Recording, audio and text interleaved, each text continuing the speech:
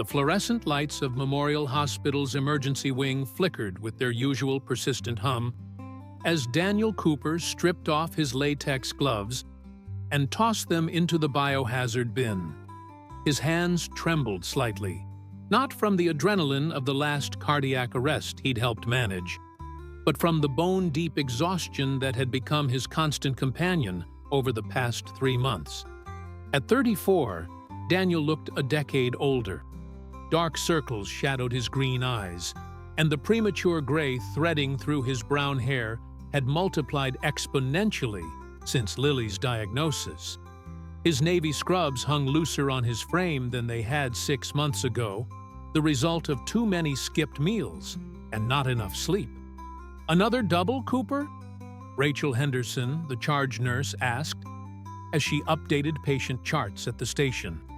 Her weathered face showed concern beneath her professional demeanor. "Need the hours," Daniel replied simply, pulling his phone from his locker. 3 missed calls from the landlord. His stomach dropped. "You're going to burn out. When's the last time you went home before sunrise?" Daniel couldn't remember. The night shifts paid better, and every extra dollar mattered now. "I'm fine, Rachel. Just tired." "You're more than tired. You're running on fumes." She set down her pen and fixed him with that maternal stare that had made countless residents reconsider their life choices. "How's Lily?" The mention of his daughter's name felt like a fist squeezing his heart. "She's managing. My neighbor, Mrs. Patricia Wilson, stays with her during my shifts. But her surgery..." His voice cracked, and he had to stop. Rachel's expression softened. "Still short on the funds?" Daniel nodded, unable to trust his voice. The number haunted him. $127,000. Even with insurance covering a portion, the remaining cost might as well have been $1 million. He'd already depleted his savings, maxed out 2 credit cards, and borrowed from everyone who would lend. The hospital's social worker had helped him apply for every assistance program available, but they were still devastatingly short. "Listen," Rachel began, but Daniel was already grabbing his jacket. "I need to go. Thanks for covering that last call with me." The San Antonio night hit him like a wall of humidity as he pushed through the hospital's automatic doors. Even at 3 a.m., the Texas heat clung to everything, making the air feel thick and heavy. Daniel's 15-year-old Honda Civic sat in the back corner of the employee parking lot. Its paint faded, and front bumper held on with zip ties from a minor accident he couldn't afford to fix properly. He sat in the driver's seat for a full minute before starting the engine, staring at the illuminated hospital windows. Somewhere in his mind, he knew Rachel was right. He was burning out. But what choice did he have? Lily needed that surgery within the next 6 weeks, or her condition would deteriorate beyond repair. Dr. Jennifer Walsh had been clear about that timeline. His phone buzzed. Another text from Robert Jennings, his landlord. "Daniel, I need to talk to you about next month's rent." "Call me." Next month's rent. Daniel almost laughed at the absurdity. He was 3 weeks behind on this month's rent, and Jennings had been patient. Far more patient than most landlords would be. But patience had its limits, and Daniel could feel that limit approaching fast. The drive home took him through the quiet streets of San Antonio's working-class neighborhoods.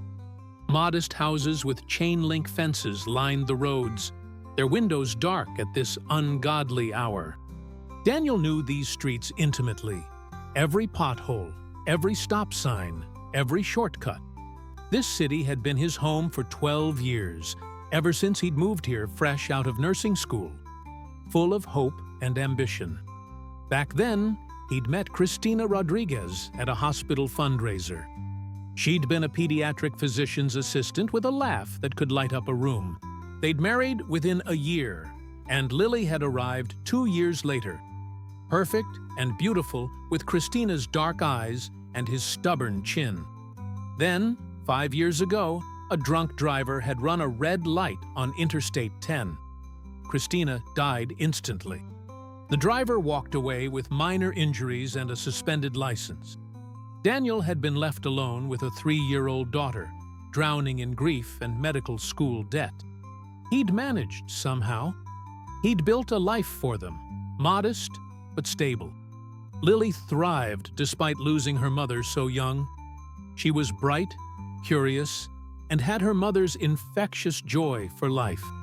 Until 3 months ago, when Lily collapsed during recess at Martin Elementary School. The diagnosis came swift and merciless.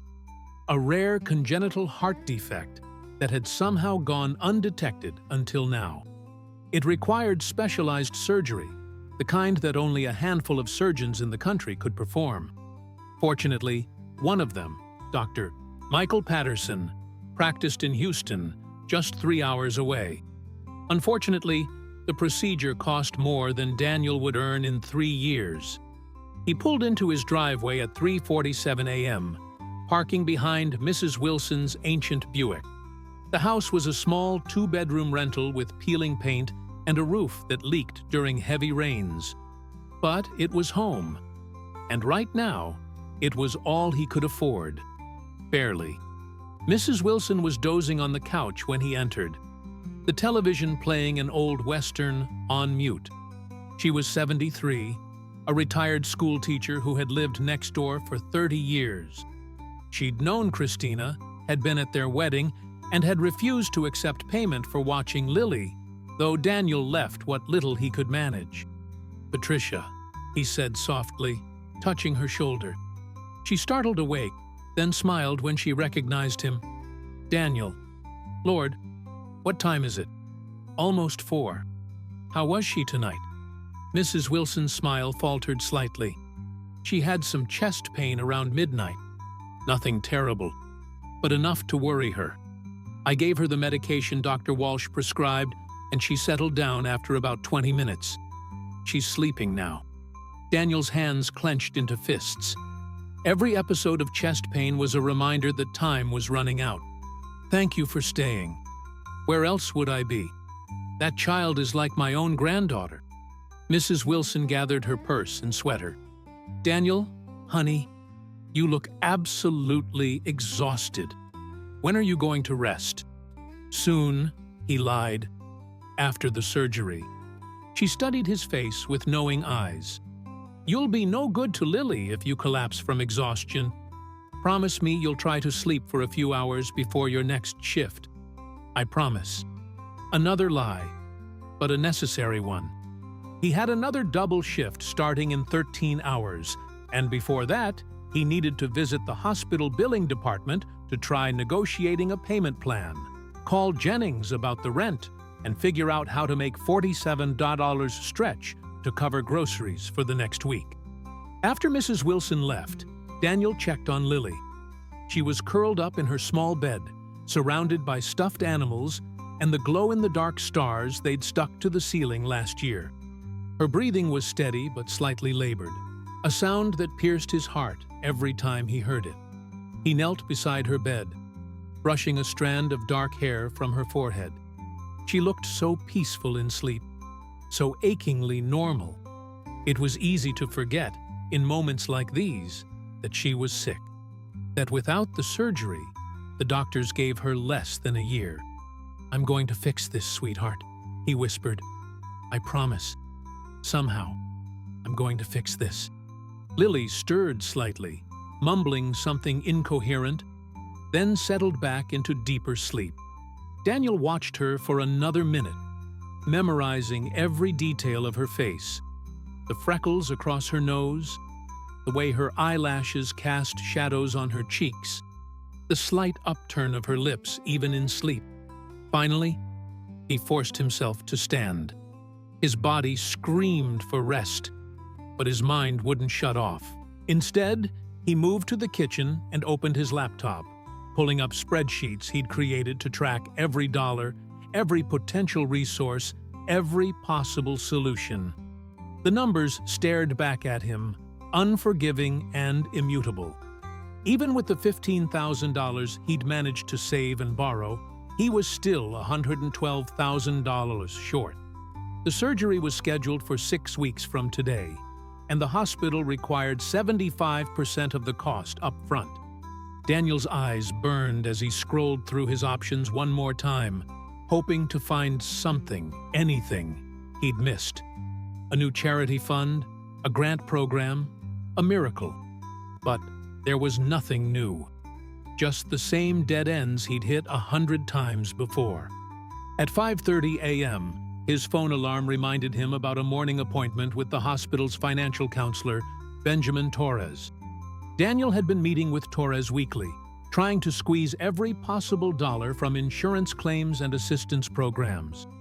Each meeting felt like showing up to fight a battle he'd already lost. He showered quickly, the hot water doing little to ease the tension in his shoulders. When he checked on Lily again before leaving, she was awake, sitting up in bed with her tablet, watching videos of puppies. "Morning, Dad," she said brightly, though he could hear the slight wheeze in her voice. "Morning, baby girl. How are you feeling?" "Okay. My chest hurt a little last night, but Mrs. Wilson gave me the medicine." She paused her video, studying his face with an intelligence beyond her 8 years.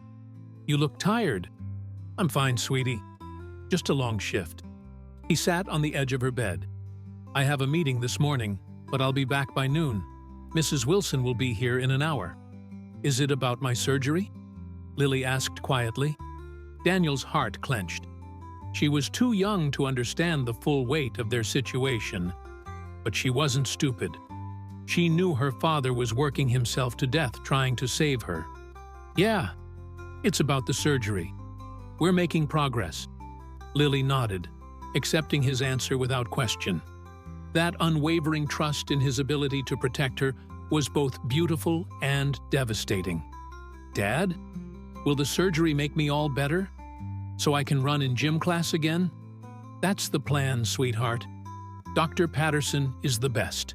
After the surgery, you'll be able to run and play just like before." "Good. I miss running." She returned to her video, and Daniel kissed the top of her head before standing to leave. The meeting with Benjamin Torres yielded nothing new. They'd exhausted every conventional avenue. Torres, a kind man in his 50s with salt and pepper hair and genuine empathy in his eyes, looked as defeated as Daniel felt. "I'm sorry, Daniel. I've submitted applications to every foundation, every charity program I can find. Some are still pending, but most have either denied us or can only offer minimal assistance." Torres slid a paper across his desk. "The best I can do is extend the payment deadline by 2 weeks and reduce the upfront requirement to 60%. But that's still $67,200 you need before the surgery date." $67,000. Daniel stared at the number until the digits blurred. "What happens if I can't get it in time?" Torres's expression was pained. "We'd have to reschedule the surgery until you can meet the payment requirement." "She doesn't have time to reschedule. Dr. Walsh said—" "I know what Dr. Walsh said." Torres leaned forward, his voice gentle but firm. "I'm on your side, Daniel. I really am. But the hospital has policies, and the board is already making an exception by reducing the upfront requirement. If there were any other way—" Daniel nodded numbly. He knew Torres was doing everything possible. The man had gone above and beyond, staying late to make phone calls, personally advocating to the hospital board. But it wasn't enough. Nothing was enough. "There is one more thing," Torres said hesitantly. "Have you considered crowdfunding?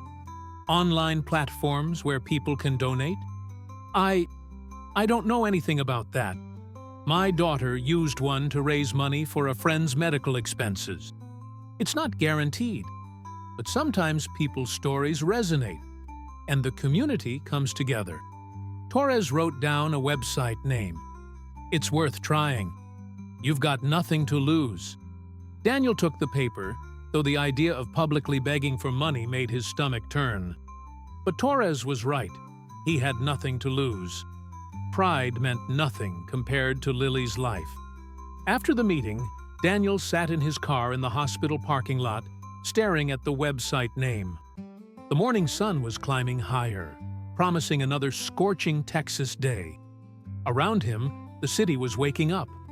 People heading to work, living their normal lives, unaware that just a few feet away, a man was drowning in despair. He was so tired. Not just physically, though, his body ached in ways he'd never experienced before. He was tired in his soul, worn down to nothing by months of fighting a battle that seemed increasingly unwinnable. His phone rang. Jennings, the landlord. Daniel let it go to voicemail. The hunger that had been gnawing at him all morning finally became impossible to ignore. He'd skipped dinner last night, too exhausted to cook after his shift. His last real meal had been yesterday's breakfast. The day before, there was a 24-hour diner about 15 minutes away, off Interstate 10. The Broken Spoke, it was called. A local institution that had been serving truckers, night shift workers, and insomniacs for 40 years. The food was cheap, hot, and unpretentious. Daniel had been there a few times over the years, usually after particularly brutal shifts, when the idea of going straight home felt unbearable. He drove there now, partly out of hunger, partly out of a desperate need to delay returning to his empty house and its mounting problems. The parking lot was half full, mostly 18-wheelers and a few scattered cars. The diner itself looked exactly as its name suggested, worn down and weathered, with a flickering neon sign and windows that hadn't been cleaned in weeks. But light spilled warmly from inside, and Daniel could smell coffee and bacon from 50 feet away. Inside, the diner was a time capsule from the 1970s. Red vinyl booths lined the windows, a long counter stretched the length of the room, and a jukebox in the corner played classic country music at low volume. A handful of customers were scattered throughout, a couple of truckers at the counter, an elderly man reading a newspaper in a corner booth, and at the far end of the counter, a man in a baseball cap and worn jeans nursing a cup of coffee. "Sit anywhere, hun," called the waitress, a woman in her 60s with platinum blonde hair and a name tag that read Beverly. Daniel chose a stool at the counter, several seats down from the man in the baseball cap. His whole body sagged as he sat, relief flooding through him just from being off his feet. Beverly appeared with a coffee pot and a menu. "You look like you've had a night, sweetheart. Coffee? Please, black." She poured, and the smell alone was enough to revive Daniel slightly. "What can I get you?" Daniel opened the menu, scanning prices. The cheapest breakfast was $6.95, eggs, toast, and hash browns. He could afford that, barely. "The basic breakfast, please, scrambled eggs." "You got it." Beverly collected the menu and headed toward the kitchen, calling out his order. Daniel wrapped both hands around the coffee mug, absorbing its warmth. The diner was quiet except for the soft music and the occasional clink of silverware. Through the window, the sun was fully up now, turning the sky a brilliant blue that promised another beautiful Texas day. It seemed wrong somehow, that the world could look so beautiful while his own life was falling apart. Long night? Daniel glanced over. The man in the baseball cap was looking at him, a slight smile on his weathered face. He was older than Daniel, probably in his 60s, with steel gray hair visible beneath his cap and the kind of lean, rangy build that suggested a lifetime of physical work. There was something familiar about him, though Daniel couldn't place it. "You could say that," Daniel replied, trying to muster some politeness. He wasn't in the mood for conversation, but the man seemed friendly enough. "Night shift?" "Yeah. Nurse at Memorial Hospital." Daniel took a sip of coffee, grateful for the caffeine hitting his system. The man nodded thoughtfully. "Noble profession. My daughter's a nurse up in Dallas. Says it's the hardest job she's ever loved." Despite his exhaustion, Daniel found himself responding. "That's exactly what it is. Hard, but meaningful." He paused. Most days, anyway. Having a rough patch, something about the man's tone, not prying, just genuinely interested, made Daniel's defenses crumble slightly. Maybe it was the exhaustion, or maybe it was the simple human need to be heard. But he found himself talking. "My daughter, she's 8, needs heart surgery, and He stopped, suddenly aware he was unburdening himself to a complete stranger. "Sorry, you don't need to hear this. Sometimes strangers are the easiest people to talk to," the man said quietly. "They don't have any preconceptions or judgments. Just listening." Beverly appeared with Daniel's breakfast, sliding the plate in front of him with a warm smile. The eggs were fluffy, the hash browns crispy, the toast perfectly buttered. Simple food, but it looked like a feast to Daniel's empty stomach. "Can I get you anything else?" Beverly asked. "No, this is perfect. Thank you." As Beverly walked away, the man in the baseball cap spoke again. "Your daughter, is she going to be okay?" Daniel stared at his food, his appetite suddenly wavering. "If I can afford the surgery, yeah, she'll be fine. If not..." He couldn't finish the sentence. The weight of it, all the fear, exhaustion, and helplessness he'd been carrying, suddenly felt unbearable. To his horror, Daniel felt his eyes burning with tears. He blinked rapidly, trying to force them back, but one escaped, sliding down his cheek. "I'm sorry," he managed, his voice breaking. I'm so tired." "Hey, it's okay," the man said softly. There was no judgment in his voice, only compassion. "How much time do you have?" 6 weeks, and I'm still over $60,000 short, even after selling everything I can sell, borrowing from everyone I know, working every hour the hospital will give me." The words tumbled out now like a dam had broken. "I'm going to lose her. After losing my wife 5 years ago, I'm going to lose my daughter too. And there's nothing I can do about it." The diner felt very quiet. Even the jukebox seemed to have paused between songs. "What's your daughter's name?" the man asked. "Lily. Her name is Lily Cooper." "That's a beautiful name." The man was silent for a moment, then stood and pulled some bills from his wallet, laying them on the counter for his own coffee. "Listen, Daniel. It is Daniel, right?" "Yeah. You're a good father. I can tell that just from listening to you for 5 minutes. You're fighting for your daughter with everything you have, and that matters. Don't lose sight of that, even when things feel impossible." Daniel nodded, not trusting himself to speak. The man hesitated, then reached into his jacket and pulled out his wallet again. He extracted several bills, folded them, and placed them on the counter next to Daniel's plate. "For your breakfast. Use your money for Lily." "I can't," Daniel started to protest, but the man held up his hand. "You can, and you will. No arguments." He smiled, a warm expression that reached his eyes. "Take care of yourself, Daniel. Lily needs you strong." Before Daniel could respond, the man turned and walked toward the exit. Daniel watched him go, stunned by the kindness of this stranger. As the door closed behind him, Beverly appeared, refilling Daniel's coffee. "That was nice of him," she said. "Do you know who that was?" Daniel asked. Beverly looked at him strangely. "You don't recognize George Strait?" Daniel's mind went blank. "George, the country singer? The one and only. He stops in here sometimes when he's passing through, usually late at night when nobody will bother him. Nice man.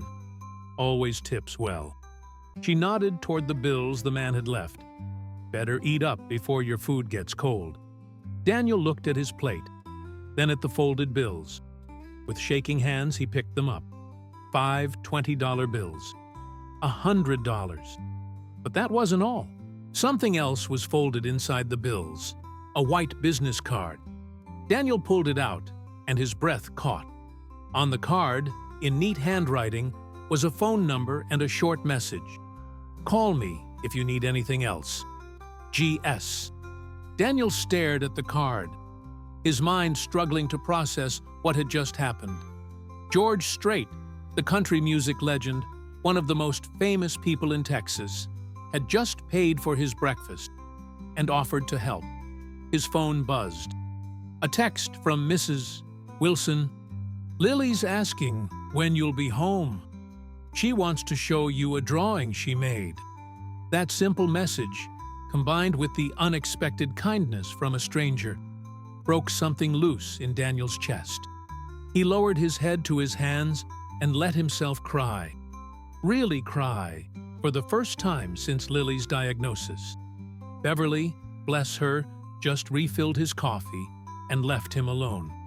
After several minutes, Daniel composed himself, wiped his face with a napkin, and looked at the card again.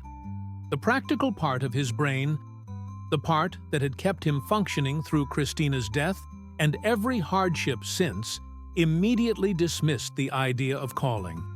George Strait had been kind, but he was a celebrity with his own life and obligations. That phone number was probably a polite gesture, nothing more. But another part of him, the part that had been crushed beneath the weight of despair for months, whispered, "What if?" Daniel carefully tucked the card into his wallet behind his driver's license where it wouldn't get lost or damaged. Then he ate his breakfast, every bite, because Lily needed him strong, and he'd promised her he would fix this. When he finally left the broken spoke, the sun was high and merciless, turning the parking lot asphalt into a shimmering heat trap. Daniel sat in his car for a moment, air conditioning blasting, looking at the diner in his rearview mirror. Something had shifted in that place. He couldn't quite name it, couldn't quite believe it had really happened.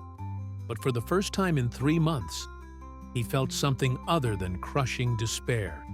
Hope, fragile and terrifying, but hope nonetheless. He drove home to his daughter, the business card burning a hole in his wallet. And for once, the weight on his shoulders felt just slightly lighter. Mrs. Wilson met Daniel at the door when he arrived home, her expression a mixture of warmth and concern. "She's been asking for you every 10 minutes, she said quietly. Made about 6 drawings while she waited. Thanks, Patricia, really. I don't know what I'd do without you. Hush now. Go see your girl." Lily was at the kitchen table, surrounded by crayons and construction paper, working intently on what appeared to be a drawing of their house. If their house had been pink with purple polka dots and a smiling sun overhead. "Dad!" She jumped up when she saw him, then immediately slowed, pressing a hand to her chest. The medication kept her stable, but sudden movements still caused discomfort. Daniel's heart clenched, but he kept his expression neutral. "Easy, sweetheart. I'm not going anywhere." She walked more carefully to him, and he scooped her up gently, holding her close. She smelled like the strawberry shampoo they used and the faint antiseptic scent that had become part of their lives since her diagnosis. "Look what I made." She wriggled to be put down, then brought him the stack of drawings. "This one's our house, and this one's you in your nurse uniform, and this one's me after the surgery, running really fast." The last drawing showed a stick figure girl with impossibly long legs, surrounded by motion lines to indicate speed. "These are wonderful, Lily. Absolutely beautiful." Mrs. Wilson said we could hang them on the fridge. "Then that's exactly what we'll do." Daniel helped her arrange the drawings, securing each one with magnets shaped like vegetables, a housewarming gift from Christina's parents years ago, one of the few reminders of her they still had. "Dad, can we go to the park later? Just for a little bit?" Daniel glanced at the clock. He had his next shift in 8 hours, and he should sleep. But the hope in Lily's eyes was impossible to resist. "How about we go for just an hour? But you have to promise to take it easy." "I promise. Can we get ice cream on the way back?" "We'll see." Daniel's wallet had exactly $38 in it now, and payday wasn't for another 3 days. But he'd figure something out. He always did. After Mrs. Wilson left, Daniel changed into jeans and a t-shirt, trying to ignore how loose they'd become. He'd lost nearly 20 pounds over the past 3 months, weight he couldn't afford to lose. At 6 feet tall, he'd always been lean. But now he was gaunt, his clothes hanging off him like a scarecrow's outfit. The park was a 15-minute drive, a small community space with playground equipment, a walking path, and a pond where ducks gathered. It wasn't much, but Lily loved it. She used to spend hours here before her diagnosis, running wild with other kids, climbing and laughing and living with the boundless energy of childhood. Now, she sat on a bench with Daniel, watching other children play, occasionally getting up to walk slowly around the pond, counting ducks. She'd adapted to her limitations with a grace that broke Daniel's heart. She never complained, never asked, "Why me?" which somehow made it worse. "There's the mama duck with all her babies," Lily said, pointing. 1, 2, 3, 7. 7 babies. That's a lot of babies to keep track of, Daniel observed. The mama's doing a good job, though. See? They're all following her. They sat in comfortable silence, watching the ducks paddle across the pond. The afternoon sun filtered through the oak trees overhead, creating dancing patterns of light and shadow. Other families were scattered around the park, parents pushing toddlers on swings, teenagers playing basketball on the court, an elderly couple holding hands as they walked the path. Normal life, the kind of life Daniel had taken for granted before the universe decided to test him. His phone buzzed. Robert Jennings, the landlord, calling for the 3rd time today. Daniel silenced it. He'd have to deal with that soon, but not now. Not while Lily was happy. "Dad." Lily's voice was quiet, contemplative. "Yeah, sweetheart. Are you scared about my surgery?" The question caught him off guard. He'd tried so hard to project confidence, to shield her from his fear. "What makes you ask that? You look scared sometimes." "And sad. I don't want you to be scared." Daniel pulled her closer, wrapping his arm around her small shoulders. "You know what? I am a little scared, but I'm also really, really hopeful. Dr. Patterson is the best heart surgeon in the whole country, and he's going to fix you up just right. And after that, you'll be able to run and play without any problems. Promise?" "I promise." The lie tasted bitter on his tongue, but what else could he say? That he had no idea if they'd even make it to the surgery date? That he was failing her in the most fundamental way a parent could fail? Lily seemed satisfied with his answer. She leaned against him, and they watched the ducks for a while longer. Eventually, she asked, "Can we walk around the pond once?" They did, slowly, Lily's hand in his. She pointed out things she found interesting. A particularly shiny rock, a blue jay perched on a fence post, clouds that looked like animals.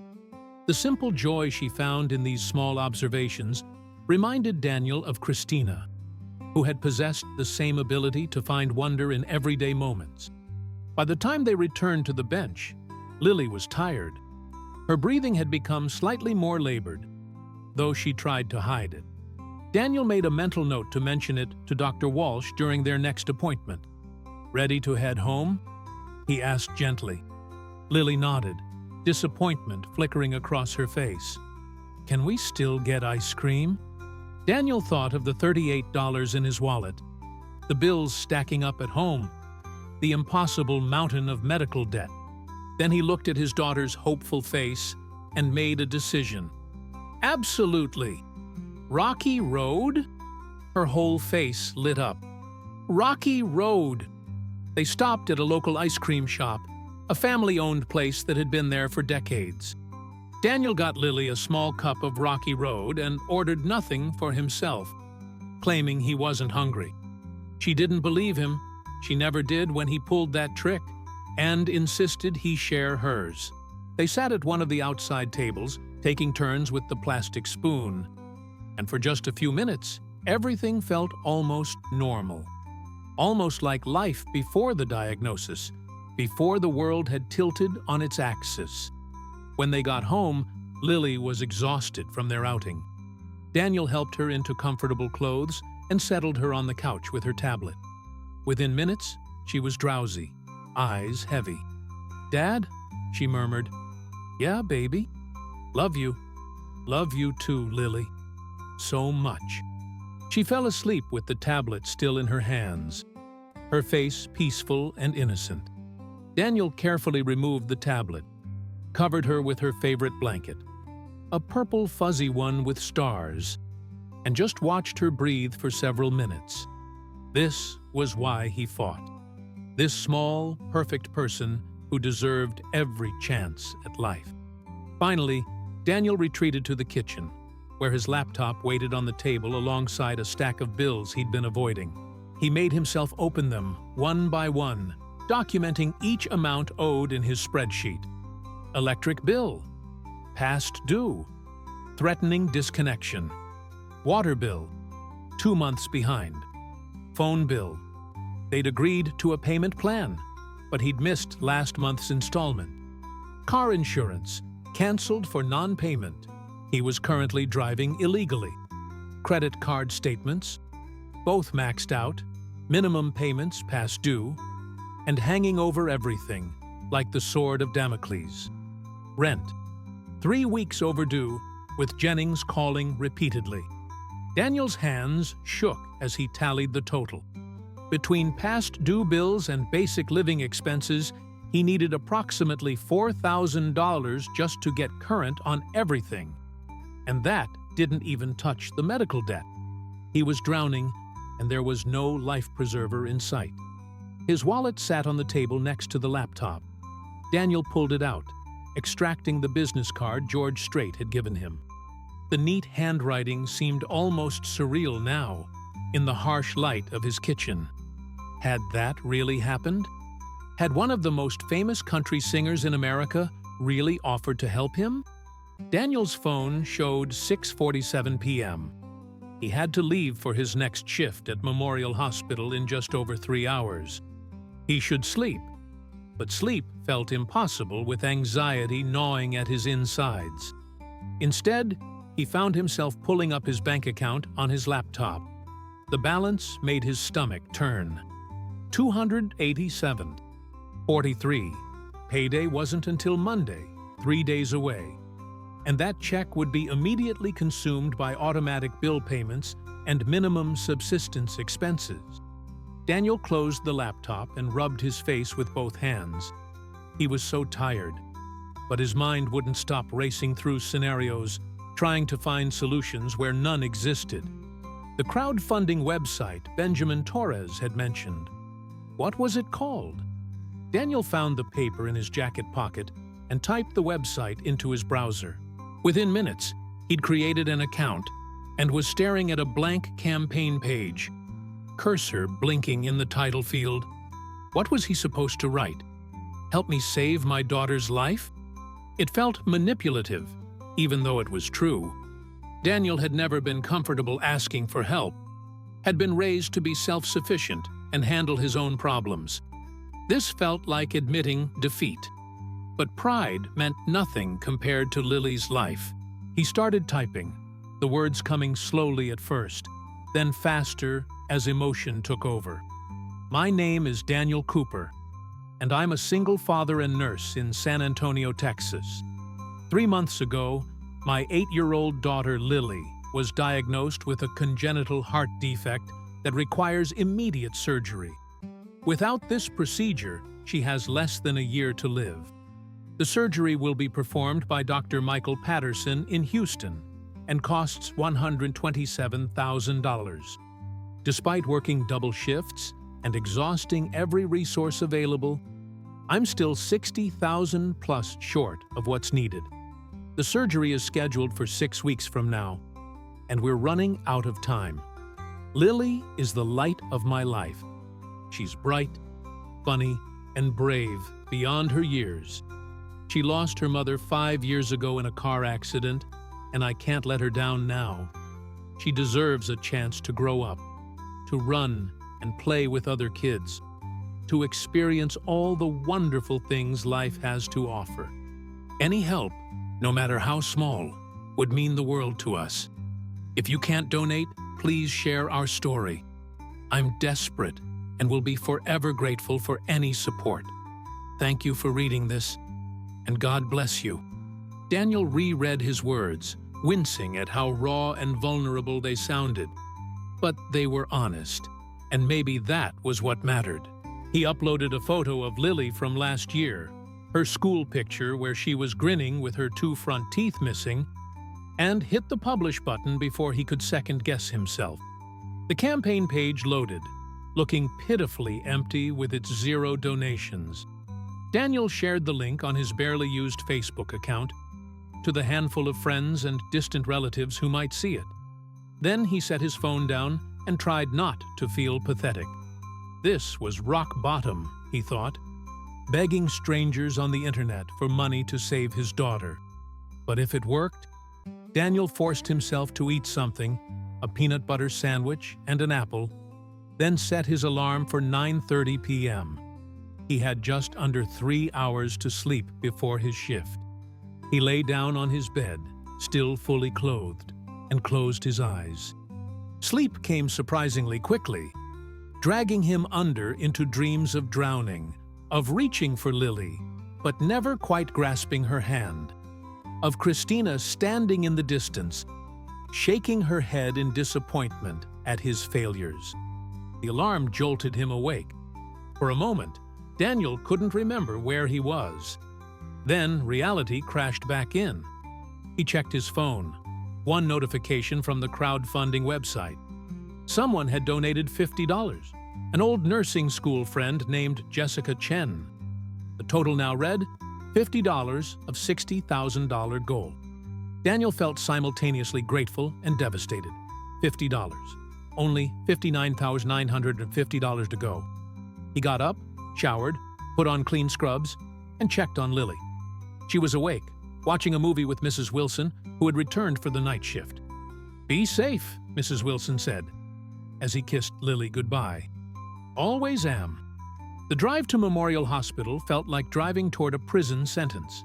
Daniel loved his job, genuinely loved helping people and making a difference in their lives. But lately, every shift felt like torture, his body screaming for rest, while his mind worried endlessly about Lily. Rachel Henderson was at the nurse's station when he arrived, her expression sympathetic. "Cooper, how are you holding up?" "Fine," he lied automatically. "You look like death warmed over. When's the last time you had a full night's sleep?" "Can't remember." "That's what I thought." Rachel stood, pulling him aside. "Listen, I talked to Dr. Gregory. He's willing to write you a note for FMLA leave, Family Medical Leave Act. It won't be paid, but it would protect your job and give you time to deal with everything without working yourself into the ground." Daniel shook his head immediately. "I can't afford unpaid leave. I need every paycheck. You need to be functional. What good are you to Lily if you collapse from exhaustion or make a mistake at work because you're running on fumes?" "I'm fine, Rachel, really." She looked unconvinced, but dropped it. "All right, but the offer stands. Just think about it." The shift was brutal. A multi-vehicle accident on I-10 brought in 6 critical patients within an hour, and the emergency department became controlled chaos. Daniel moved on autopilot, starting IVs, administering medications, assisting with intubations and chest compressions. His training and experience carried him through, but by 3 a.m., his hands were shaking from a combination of exhaustion and adrenaline. During a rare lull around 4 a.m., he checked his phone. The crowdfunding campaign now showed $215 donated. 4 more people had contributed small amounts, and someone named Anonymous had given $100. A few Facebook friends had shared the link. It was something. Not much, but something. Daniel was staring at his phone, trying to muster gratitude through the fog of exhaustion, when Beverly Thompson walked into the emergency department. Not the Beverly from the diner, a different Beverly, one of the hospital's social workers who Daniel had worked with a few times over the years. "Daniel," she said, approaching him at the nurse's station. "Can I talk to you for a minute?" His stomach dropped. Social workers at 4 a.m. usually meant bad news. "What's wrong? Is it Lily?" No, nothing like that." Beverly's expression was strange, excited, confused, maybe. "Someone called the hospital tonight asking for you. Actually, asking for me specifically, wanting to discuss your situation." "Who?" "He wouldn't give his name, but he said he met you at a diner this morning. Ring any bells?" Daniel's heart started pounding. "George Strait?" Beverly's eyes widened. "So, it really was him? I thought maybe someone was pranking me, but the voice and the way he talked." She shook her head in amazement. "He asked about Lily's situation, wanted to know the exact cost of the surgery and when it needed to happen. I obviously couldn't give him detailed medical information without your consent, but he was very insistent about helping." "What did you tell him?" "Just the basics. That your daughter needs heart surgery, that it's expensive, and that time is critical." He thanked me and said he'd be in touch. Beverly studied Daniel's face. "How do you know George Strait?" "I don't, really. We just talked at a diner. I didn't even recognize him." "Well, he certainly recognized something in you. People like that don't usually get personally involved in strangers' problems." Beverly smiled. "Maybe you've got a guardian angel in a cowboy hat." After Beverly left, Daniel tried to process this information. George Strait had called the hospital, had asked about Lily specifically. But what did that mean? Was he really going to help, or was it just curiosity? Daniel pulled out his wallet and looked at the business card again. The phone number seemed to glow in the harsh fluorescent lighting. Should he call? Thank him for asking about them? Or would that be presumptuous? He was still debating when his phone buzzed with a text from an unknown number. "Daniel, this is George Strait. Beverly gave me your number. Hope that's okay. When you get a chance, give me a call. I'd like to talk to you about Lily." Daniel read the message 3 times, his exhausted brain struggling to accept its reality. George Strait had his phone number, was asking him to call. About Lily. The rest of the shift passed in a blur. Daniel functioned mechanically, doing his job competently but with his mind elsewhere, constantly returning to that text message. By the time his shift ended at 7 a.m., he'd convinced himself that he was hallucinating from exhaustion, that none of this could possibly be real. But the text was still there when he checked his phone in the parking lot. Real and waiting for a response. Daniel sat in his car, engine running but transmission still in park, staring at his phone. Should he call now? It was 7:15 a.m. Too early? Or did famous people keep different hours? Before he could overthink it further, his phone rang. The same unknown number from the text. With shaking hands, Daniel answered. "Hello? Daniel, it's George. Hope I'm not calling too early." That voice, warm, unmistakably Texan, achingly familiar from countless songs Daniel had heard over the years, was talking to him. Actually talking to him. No, it's fine. I just got off my shift. Beverly told me you're a nurse at Memorial. That's good work. Important work. There was a pause. Listen, I've been thinking about your situation since we met yesterday. About Lily. I don't know what to say. I'm overwhelmed that you'd even... Let me stop you there. George interrupted gently. I'm calling because I want to help. Really help.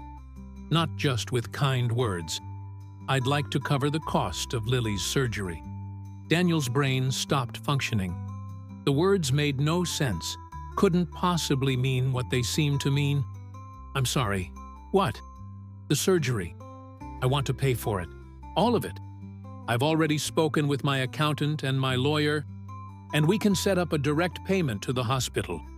You won't have to worry about the money anymore. The parking lot seemed to tilt around Daniel.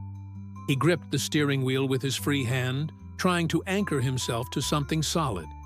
That's over $60,000. You can't just... I can, and I want to. Daniel, I've been blessed beyond measure in my life. God's given me success I never dreamed of. And with that success comes a responsibility to help where I can. Your story touched me. Lily deserves her chance, and you deserve to stop carrying this impossible burden alone. Daniel couldn't speak, couldn't breathe. Tears were streaming down his face, hot and fast, and he couldn't stop them. Daniel? You still there? I'm here, Daniel managed, his voice breaking. I can't. This isn't real. It's real. I promise you, it's real. George's voice was kind, patient. Now, I need you to do something for me. I need you to give Beverly Thompson permission to share Lily's medical and financial information with my team. They'll handle everything. Payments, scheduling, whatever needs to happen. All you need to do is focus on being there for your daughter. Why? Daniel whispered. Why would you do this for us? You don't even know us.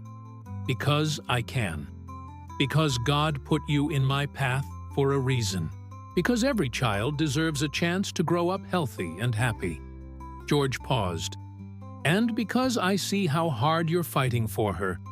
That kind of love deserves support, not obstacles.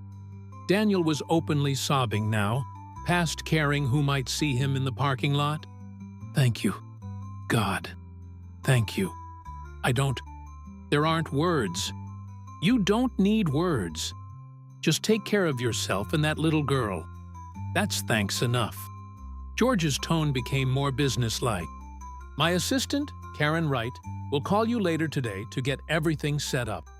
In the meantime, I want you to go home, get some sleep, and stop worrying about the money. That burden is lifted now, okay? Okay, Daniel repeated numbly. Good. Give Lily my best. Tell her Uncle George says get well soon. The call ended, and Daniel sat in his car, phone still pressed to his ear, trying to process what had just happened. The morning sun was bright and hot, the parking lot filling with arriving hospital staff, the world continuing its normal rotation, as if everything hadn't just fundamentally changed. George Strait was paying for Lily's surgery. All of it. Daniel's daughter was going to live. The realization hit him in waves, each one stronger than the last, until he was shaking so hard he had to lean his head against the steering wheel. He cried. From relief, from gratitude, from the release of 3 months of accumulated terror. Eventually, he composed himself enough to drive. The trip home was a blur, his mind struggling to accept this new reality where the impossible burden had been lifted. Mrs. Wilson was making breakfast when he arrived, and Lily was at the table drawing another picture. This one of a heart, colored bright red with a Band-Aid across it. "Dad!" She looked up, smiling. Then her expression changed to concern. "Why are you crying? What's wrong?" Daniel knelt beside her chair, pulling her into a fierce hug. "Nothing's wrong, baby. Everything's right. Everything's going to be okay." "Really?" "Really. I promise. Your surgery is going to happen, and you're going to get all better. And then you can run as fast as you want." Lily pulled back to look at his face, studying him with those wise 8-year-old eyes. Whatever she saw there satisfied her because she smiled. her mother's smile, bright and trusting. "Okay, Dad, I believe you." Mrs. Wilson was watching them, her own eyes suspiciously bright. Daniel caught her gaze and nodded, unable to speak but needing her to understand. She pressed a hand to her heart, understanding perfectly. After breakfast, Daniel tucked Lily in for a nap. She tired easily these days, and then collapsed on his own bed. For the first time in 3 months, sleep came easily, untroubled by nightmares of medical bills and impossible choices. He woke 6 hours later to his phone ringing. A woman's voice identified herself as Karen Wright, George Strait's assistant. She was efficient and professional, explaining that George wanted to ensure everything was handled properly and privately. "We've already contacted Memorial Hospital's billing department and Dr. Patterson's office in Houston," Karen explained. "All costs related to Lily's surgery and follow-up care will be covered. You won't receive any bills, and any existing debts related to this treatment will be paid off." I don't know what to say. Mr. Strait asked me to emphasize that he doesn't want any publicity around this. No press releases, no interviews. He's helping because he wants to help, not for recognition. Of course. Absolutely. Wonderful. If you need anything else, you have my contact information. We're here to help. After the call, Daniel sat on his bed, staring at nothing, his mind still catching up to this impossible reality. An hour ago, he'd been drowning. Now, the water had receded, and he could breathe again. He thought about calling people, his few friends, Christina's parents, co-workers, to share the news. But George had asked for privacy, and Daniel would honor that. This miracle wasn't for public consumption. It was for Lily, for him, for their small family of 2. Instead, he updated his crowdfunding page, thanking everyone who had donated and explaining that the medical costs were now covered, so he was closing the campaign. He refunded the donations that had come in, all 215, with grateful messages. Then he did something he hadn't done in months. He cooked a real meal. Pasta with marinara sauce, garlic bread, a salad with actual fresh vegetables. Nothing fancy, but honest food prepared with care and, for the first time in forever, without the crushing weight of financial despair pressing down on him. When Lily woke up, they ate dinner together at their small kitchen table, and Daniel told her about the surgery being scheduled, about how everything was going to work out. "Will it hurt?" she asked quietly. "A little, probably. But the doctors will give you medicine to help with the pain. And I'll be there the whole time. And after you heal, you'll feel better than you have in months. And then I can run again? Then you can run again." That night, after Lily was asleep, Daniel sat on his front porch in the warm Texas evening, listening to cicadas sing and watching fireflies dance in the darkness. The air was thick and humid, carrying the smell of summer grass and distant barbecue smoke. He thought about the day that had started in despair and ended in hope, about chance encounters and random kindness, about how one person's generosity could literally save a life. George Strait had given him back his daughter. There was no way to repay that, no gesture grand enough to express the depth of his gratitude. But Daniel made a silent promise to himself. He would pay this forward somehow. When Lily was healthy and life had stabilized, he would find ways to help others the way he'd been helped. For now, though, he just sat in the warm darkness and let himself feel hope. Real, solid hope. For the first time in 3 months. Everything was going to be okay. His phone buzzed. A text from Rachel Henderson. "Heard through the grapevine something good happened. So happy for you and Lily." Daniel smiled and typed back, "Yeah, something really good. Thank you for everything." Inside, through the window, he could see Lily's drawings covering the refrigerator. Bright, hopeful visions of a future that was now actually possible. Daniel closed his eyes and sent up a prayer of gratitude to whatever force in the universe had put him in that diner at exactly the right moment to meet exactly the right person. Sometimes, he thought, miracles really do happen. For the next 3 days, Daniel existed in a state of cautious joy. The surgery was officially scheduled for 5 weeks out. Plenty of time for Lily to be in optimal condition for the procedure. Dr. Walsh adjusted her medications, and Daniel noticed an immediate improvement in her energy levels and breathing. George Strait's team had been true to their word. All existing medical bills were paid. The hospital's billing department treated Daniel with an entirely new level of warmth and accommodation. Dr. Patterson's office in Houston called personally to discuss pre-surgery preparations and assured Daniel that Lily was in the best possible hands. For the first time since Christina's death, Daniel allowed himself to breathe. He even slept. Real, deep sleep that actually refreshed him instead of leaving him more exhausted than before. He cut back to regular shifts at Memorial Hospital instead of the constant doubles. He cooked real meals. He played with Lily at the park without the constant weight of dread pressing on his shoulders. Life felt almost normal. On the 4th day after George's call, Daniel was food shopping with Lily, an ordinary activity that felt extraordinary because he could actually afford groceries without calculating every penny. They were in the cereal aisle of a local H-E-B, Lily debating between 2 colorful boxes when his phone started buzzing incessantly.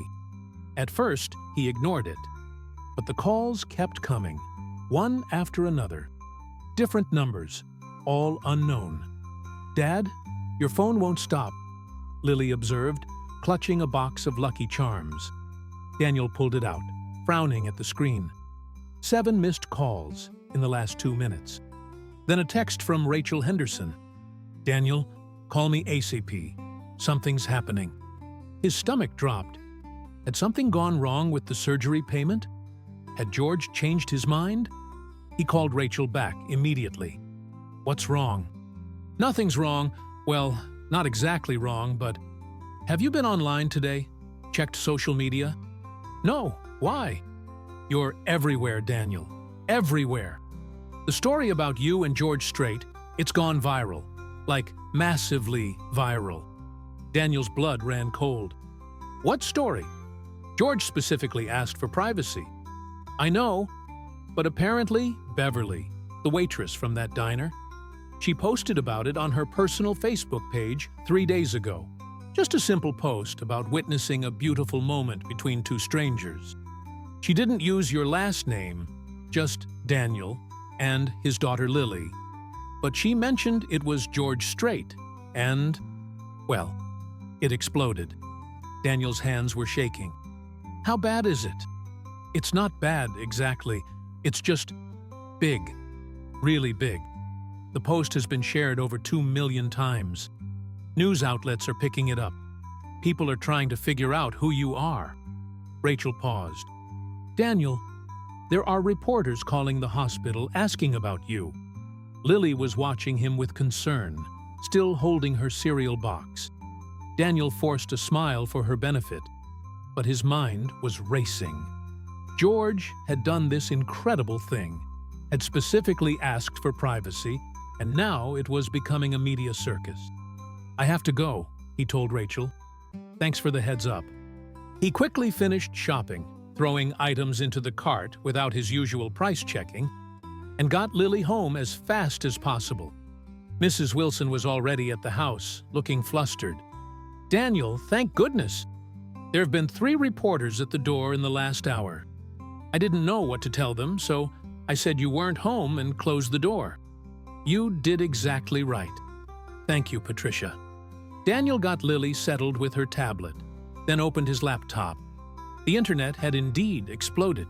Beverly's original Facebook post was simple and heartfelt. "Witnessed the most beautiful thing at work last night. An exhausted young nurse named Daniel came in after a brutal shift. He's a single dad trying to save his daughter Lily, who needs heart surgery. I watched George Strait sit with him, listen to his story, and show him such kindness. George even paid for his meal. It reminded me why I love this job. You never know what small moments of grace you'll witness. God bless them both. The post had 3 million shares, 7 million likes, and over 300,000 comments. But Beverly's post was just the beginning. Someone had figured out Daniel's full identity, probably through the hospital, and found his brief, now-closed crowdfunding campaign. Screenshots of his original plea for help were circulating alongside Beverly's story. Local news stations in San Antonio had picked it up, then regional stations, then national. CNN had a segment titled, "Country Legend's Random Act of Kindness." Fox News was covering it as a heartwarming human interest story. Entertainment. Tonight was speculating about George Strait's private generosity. Country music fan sites were celebrating their hero. And through it all, people were trying to find Daniel, trying to contact him, wanting to help, or get the story, or just be part of something that felt good in a world that often felt cruel. His phone kept buzzing, calls from numbers he didn't recognize, friend requests on Facebook from strangers, messages on every platform. Daniel turned off his phone, feeling overwhelmed and slightly sick. This wasn't what George wanted. This was exactly what he'd asked to avoid. Daniel found Karen Wright's number, George's assistant, and called from his laptop using a messaging app, his hands still shaking. "Mr. Cooper," Karen answered on the first ring. "I assume you're calling about the media attention." "I'm so sorry. I didn't tell anyone. I kept it private like George asked. The waitress posted something and it just exploded. I don't know how to stop it." "Daniel, breathe. No one's angry. Beverly didn't mention your last name initially, and she certainly didn't intend for this to happen. These things take on a life of their own sometimes." Karen's voice was calm, professional. "Mr. Strait asked me to reach out to you actually. He wants to talk when you have a moment." "Oh God, he must be furious." "Actually, he's taking it quite well. Hold on, I'll transfer you." There was a click. Then George's familiar voice. "Daniel, how are you holding up?" "I'm so sorry. I know you wanted privacy, and now this is everywhere and—" "Stop right there. You didn't do anything wrong. Beverly didn't do anything wrong. Sometimes good news travels faster than we can control it, and that's okay. But you specifically asked. I asked for no publicity from you or my team, and you honored that. What happened here is just people wanting to believe in kindness.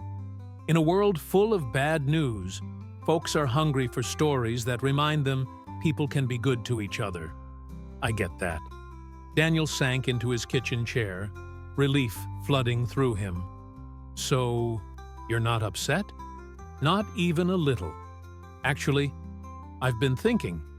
This attention isn't necessarily a bad thing. It's already happening. Might as well use it for good." "What do you mean?" "There are a lot of families out there like yours, Daniel. Families drowning in medical debt, trying to save their kids, working themselves to death and still coming up short. I can't help them all personally, but maybe this story can shine a light on the problem. Maybe it can inspire other people who have the means to help." Daniel was silent, processing this perspective shift. He'd been so focused on respecting George's privacy that he hadn't considered the bigger picture. "I want you to know," George continued, "that whatever you decide to do about this attention, whether you want to talk to press or hide from them, I support you completely. There's no pressure. But if you did want to share Lily's story, share what you went through, it might help other families feel less alone, might inspire real change. I don't know anything about talking to reporters. Karen can help with that if you decide to go that route. Set up proper interviews, make sure you're not ambushed, keep Lily protected. But again, only if you want to. Your privacy and Lily's well-being come first." After they hung up, Daniel sat at his kitchen table for a long time, thinking. Part of him wanted to hide, to wait for the attention to blow over. But another part, the part that had spent 3 months desperately seeking help, recognized the opportunity here. How many other parents were where he'd been a week ago? How many were lying awake at night trying to figure out how to save their children? How many were working themselves to death and still falling short? If sharing his story could help even one of them, wasn't that worth the discomfort? Daniel made his decision. He turned his phone back on and called Karen Wright. "I'll do one interview. Something respectful. Something that focuses on the bigger issue of medical debt, not just my personal story. Can you arrange that?" "Absolutely. I know just the person. Katie Romano with CBS Sunday Morning. She does thoughtful, in-depth pieces. Would that work?" "Yes, that would work." The interview was scheduled for 2 days later, giving Daniel time to prepare and, more importantly, talk to Lily about what was happening. He explained it simply. A lot of people had heard about a nice man helping with her surgery, and now they wanted to hear more about their story. "Will I be on TV?" she asked, eyes wide. "Only if you want to be. You don't have to talk to anyone if you don't want to." Lily thought about it seriously. "I want to say thank you to Mr. George for helping us." Daniel's throat tightened. "Then you can do that, sweetheart. We'll say thank you together."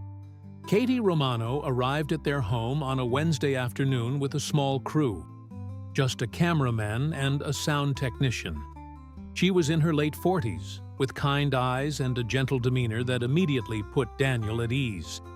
They filmed in the living room, Daniel sitting on the couch with some of Lily's drawings visible on the wall behind him. A deliberate choice to show she was a real child, not just a story. Lily sat beside him for part of the interview, but mostly played in her room, the adults wanting to shield her from the harder topics.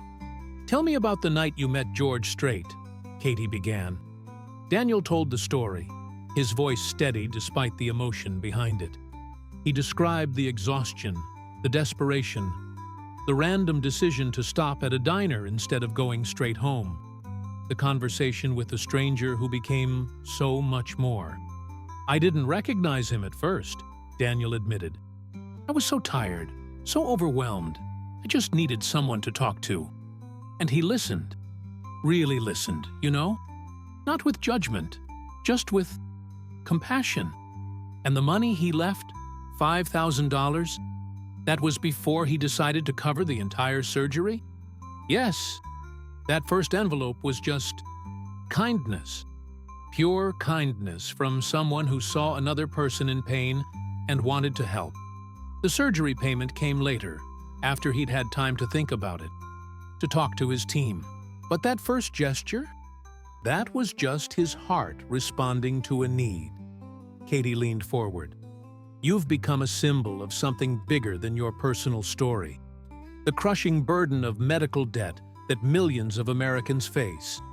What would you say to families who are where you were 3 weeks ago?" Daniel took a moment to gather his thoughts. This was important, and he wanted to get it right. "Don't give up. I know how dark it gets.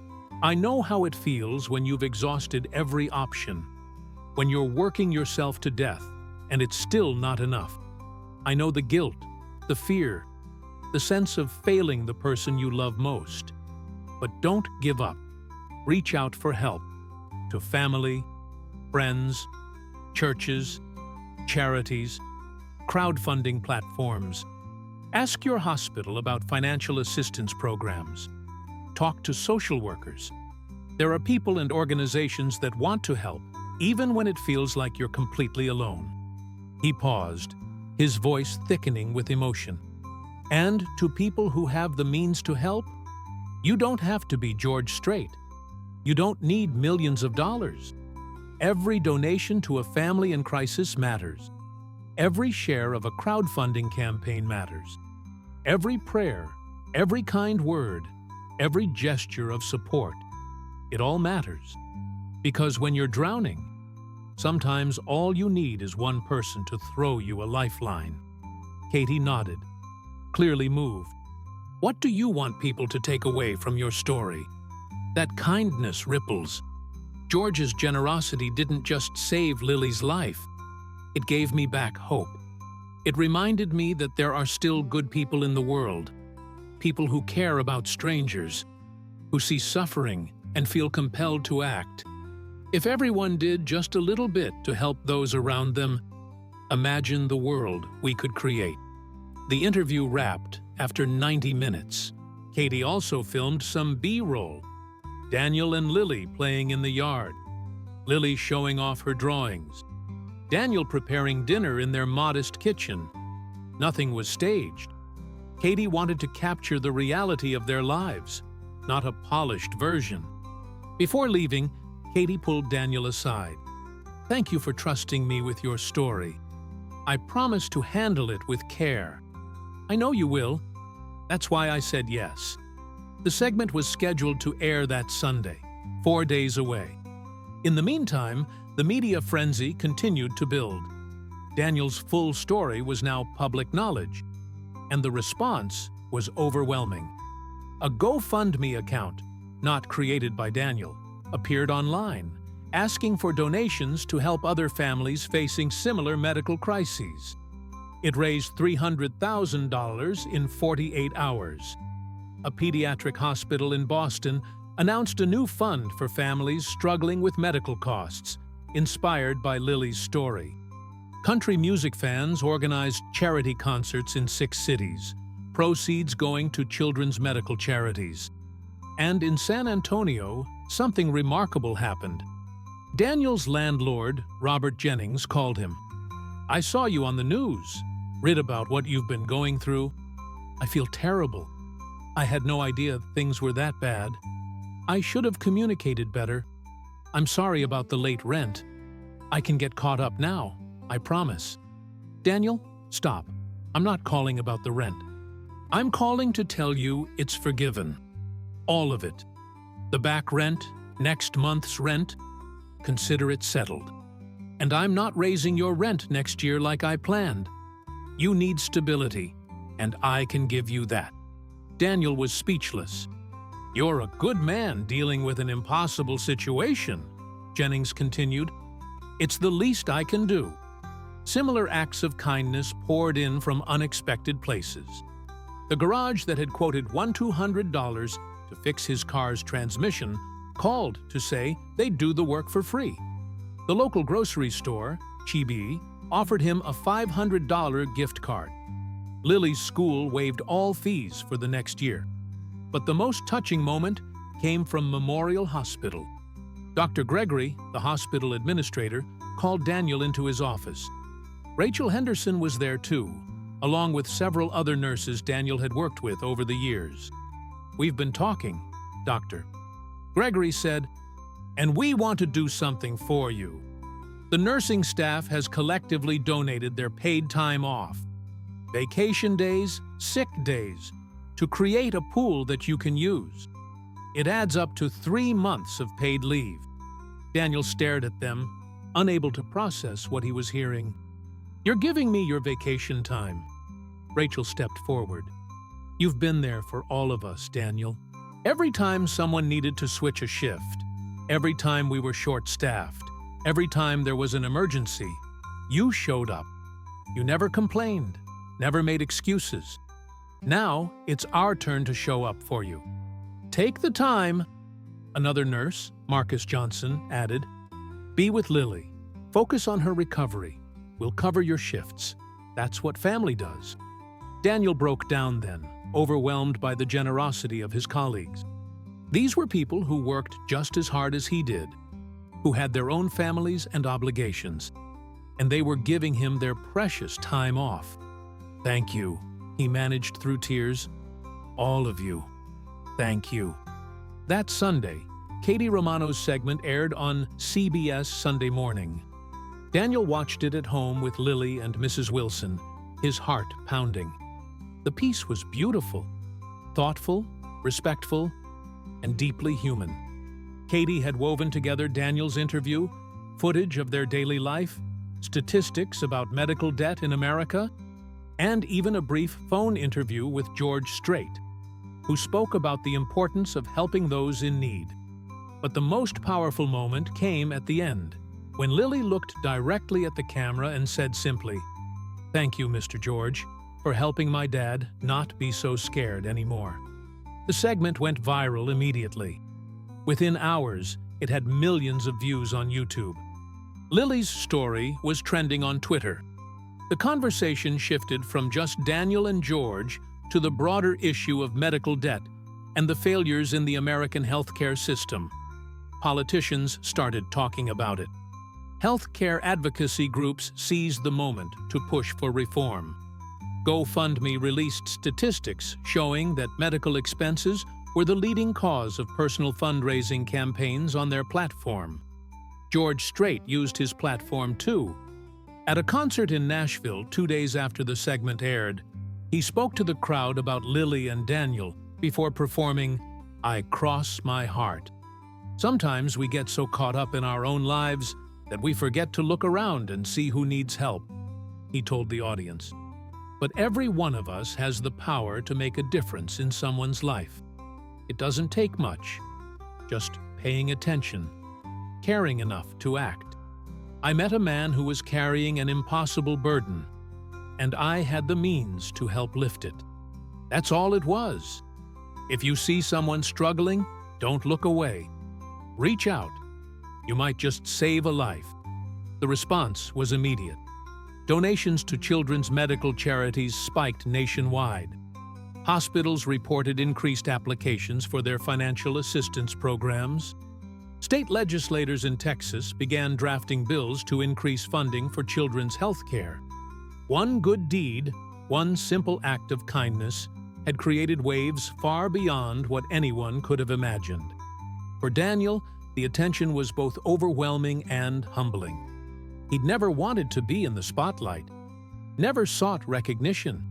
But as he read messages from other parents thanking him for giving voice to their struggles, he realized the importance of what had happened.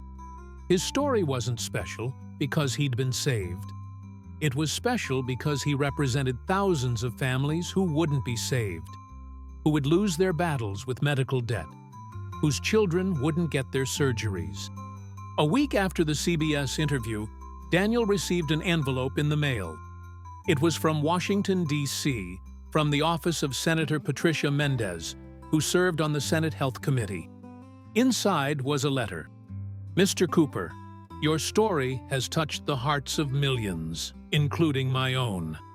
I'm writing to invite you to testify before the Senate Health Committee about the burden of medical debt on American families. Your first-hand experience could be invaluable in helping us craft legislation to address this crisis. I understand this would require time and energy you might not have, especially with Lily's surgery approaching. But if you're willing, your voice could help change the system that failed you and continues to fail countless others. Please consider it. Our country needs to hear from people like you, real people facing real struggles, not just statistics and policy papers. Sincerely, Senator Patricia Mendez." Daniel read the letter 3 times, then showed it to Mrs. Wilson. "What do you think?" he asked. She studied his face. "I think you're a man who was given a gift. Not just the money for the surgery, but a platform. What you do with that platform is up to you." That night, after Lily was asleep, Daniel sat on his front porch again, watching fireflies and thinking about the past 3 weeks. His life had transformed from desperate poverty to sudden stability, from anonymous struggle to public attention. It would be easy to retreat now, to focus only on Lily and let the world move on. No one would blame him. He'd been through enough. But he kept thinking about Senator Mendez's letter, about the thousands of families still drowning in medical debt, about parents working 3 jobs and still falling short, about children who wouldn't get the care they needed because their families couldn't afford it. George Strait had saved Lily. But maybe, just maybe, Daniel could help save others. He went inside and composed an email to Senator Mendez's office. "I would be honored to testify. Tell me when and where, and I'll be there." 3 weeks before Lily's scheduled surgery, Daniel found himself on a flight to Washington, D.C., courtesy of Senator Mendez's office. It was his first time flying in years, and the experience felt surreal. Sitting in a plane, watching Texas shrink beneath him, traveling to the nation's capital to tell his story to lawmakers. Mrs. Wilson had insisted on staying with Lily for the 2 days he'd be gone. "This is important, Daniel. Don't you worry about us. We'll be just fine." Rachel Henderson had also stepped in, promising to check on Lily between shifts. The nursing staff at Memorial Hospital had rallied around him completely, making sure he knew his daughter would be in good hands. Senator Mendez's chief of staff, Robert Chen, met Daniel at the airport. He was a serious man in his 30s, dressed in a sharp suit, carrying a tablet, and moving with the efficient purpose of someone perpetually on a schedule. "Mr. Cooper, welcome to Washington. The senator wanted me to brief you on tomorrow's hearing and help you prepare your testimony." Robert led him through the airport with practiced ease, talking as they walked. "The Health Committee hearing is at 10 a.m. You'll be the third witness. 2 healthcare policy experts will speak before you. Then you'll have 15 minutes to present your testimony, followed by questions from the committee members." Daniel's stomach churned with anxiety. 15 minutes to summarize everything? I know it seems short, but that's actually generous for congressional testimony. The key is to be personal but focused. Tell your story, but connect it to the broader systemic issues. The senator's office has prepared some talking points that might help. They arrived at a hotel near Capitol Hill. Nothing fancy, but clean and comfortable. Robert handed him a folder thick with materials. "This contains background information on the committee members, suggested talking points, and statistics about medical debt in America. You don't need to memorize everything, just familiarize yourself with the key issues. The senator will meet with you tomorrow morning before the hearing to answer any questions." Alone in his hotel room, Daniel spread the materials across the bed. The statistics were staggering. Over 100 million Americans carried medical debt. 1 in 3 GoFundMe campaigns were for medical expenses. Approximately 500,000 families filed for bankruptcy each year due to medical bills. Even people with insurance faced devastating costs for serious illnesses. Daniel had known these problems existed. He'd lived them, but seeing the numbers laid out so starkly was overwhelming. He wasn't just speaking for himself tomorrow. He was speaking for millions. His phone buzzed. A text from Lily. "Dad, I miss you. Mrs. Wilson made cookies. Are you going to talk to important people tomorrow?" Daniel smiled and called her via video chat. Her face appeared on the screen, chocolate chips visible around her mouth. "Hey, sweetheart. Yes, I'm going to talk to some senators tomorrow about helping families like ours." "What's a senator?" "They're people who make laws, rules for the whole country. I'm going to tell them about how expensive your surgery was and how we needed help." Lily nodded seriously. "So other kids can get help too?" "Exactly. So other kids and their dads don't have to be as scared as we were." "That's good, Dad. Mom would be proud of you." The mention of Christina hit Daniel hard. She would have been proud. She'd always believed in speaking up for those who couldn't speak for themselves. "I think you're right, baby." She would be. They talked for a few more minutes before Mrs. Wilson gently intervened, reminding Lily it was almost bedtime. After they hung up, Daniel stared at his phone, his daughter's chocolate-smeared smile frozen on the screen. This was why he was here. Not for recognition, not for attention, but for Lily and all the children like her who deserved medical care regardless of their parents' bank accounts. He spent the evening reviewing the materials, making notes, and drafting his testimony. By midnight, he had something he felt good about. Honest, personal, but connected to the bigger picture. Sleep came fitfully. Daniel dreamed of standing before a massive auditorium, trying to speak, but no sound coming out, while Lily sat in the front row, growing smaller and smaller until she disappeared entirely. He woke at 6 a.m., heart pounding, and ordered room service coffee. By 8 a.m., he was dressed in his only suit, purchased years ago for Christina's funeral and barely worn since. It was slightly loose now, thanks to the weight he'd lost, but it would do. Senator Mendez met him in her office at 9 a.m. She was in her early 50s, with steel gray hair cut in a sharp bob, and eyes that projected both warmth and fierce intelligence. "Mr. Cooper, thank you for coming. I know this isn't easy." She gestured for him to sit. "I want to be upfront with you about what to expect today. Some committee members genuinely want to help reform healthcare. Others, let's just say they'll ask questions designed to undermine your credibility or frame your situation as an exception rather than the rule." Daniel's anxiety spiked. How do I handle that? Stay calm. Stick to your truth. Don't let them bait you into political arguments. You're not here as a policy expert.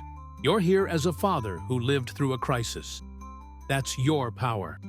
Personal stories cut through political rhetoric in ways statistics never can. "What if I mess up?" Senator Mendez smiled. "You won't. You've already been through the hardest part. Actually, living through what you're going to describe. Talking about it is nothing compared to surviving it." The hearing room was imposing. High ceilings, dark wood paneling, senators seated on an elevated platform facing rows of seats for witnesses and observers. Cameras were positioned around the room, and Daniel spotted reporters in the designated press section. His hands were sweating as he took his assigned seat. The first two witnesses, a healthcare economist and a policy analyst from a medical advocacy group, presented detailed data about the scale of medical debt in America. They were polished, professional, citing studies and proposing specific policy solutions. Then it was Daniel's turn. The committee calls Daniel Cooper to testify. Daniel walked to the witness table on shaking legs, sitting behind a microphone that seemed simultaneously too close and too far away. The senators looked down at him from their platform, some friendly, some neutral, some already skeptical. Senator Mendez, as committee chair, spoke first. "Mr. Cooper, thank you for being here. Please proceed with your testimony." Daniel took a breath and began reading from his prepared statement, his voice steadier than he'd expected. "Thank you, Senator Mendez and members of the committee. My name is Daniel Cooper. I'm a registered nurse from San Antonio, Texas, and a single father to an 8-year-old daughter named Lily. 3 months ago, Lily collapsed at school. We learned she had a congenital heart defect, requiring specialized surgery costing $127,000. Even with insurance, I owed over $60,000 out of pocket. I'm a nurse. I work at a hospital. I have health insurance through my employer. I did everything right. Got an education, maintained steady employment, had coverage. And yet, when my daughter needed life-saving surgery, I couldn't afford it. I worked double shifts, 16-hour days, sometimes longer. I sold everything I owned of value. I borrowed from everyone who would lend. I maxed out credit cards. I fell behind on rent and basic bills. And despite all of that, I was still more than $60,000 short, with weeks to go before the surgery deadline. The stress nearly destroyed me. I lost 20 pounds. I couldn't sleep. I was failing as a father, the one job that mattered most. Because the system is broken. I was saved by an act of incredible generosity from George Strait, who heard my story and chose to help. But I shouldn't have needed saving. A child's life shouldn't depend on the random kindness of a stranger.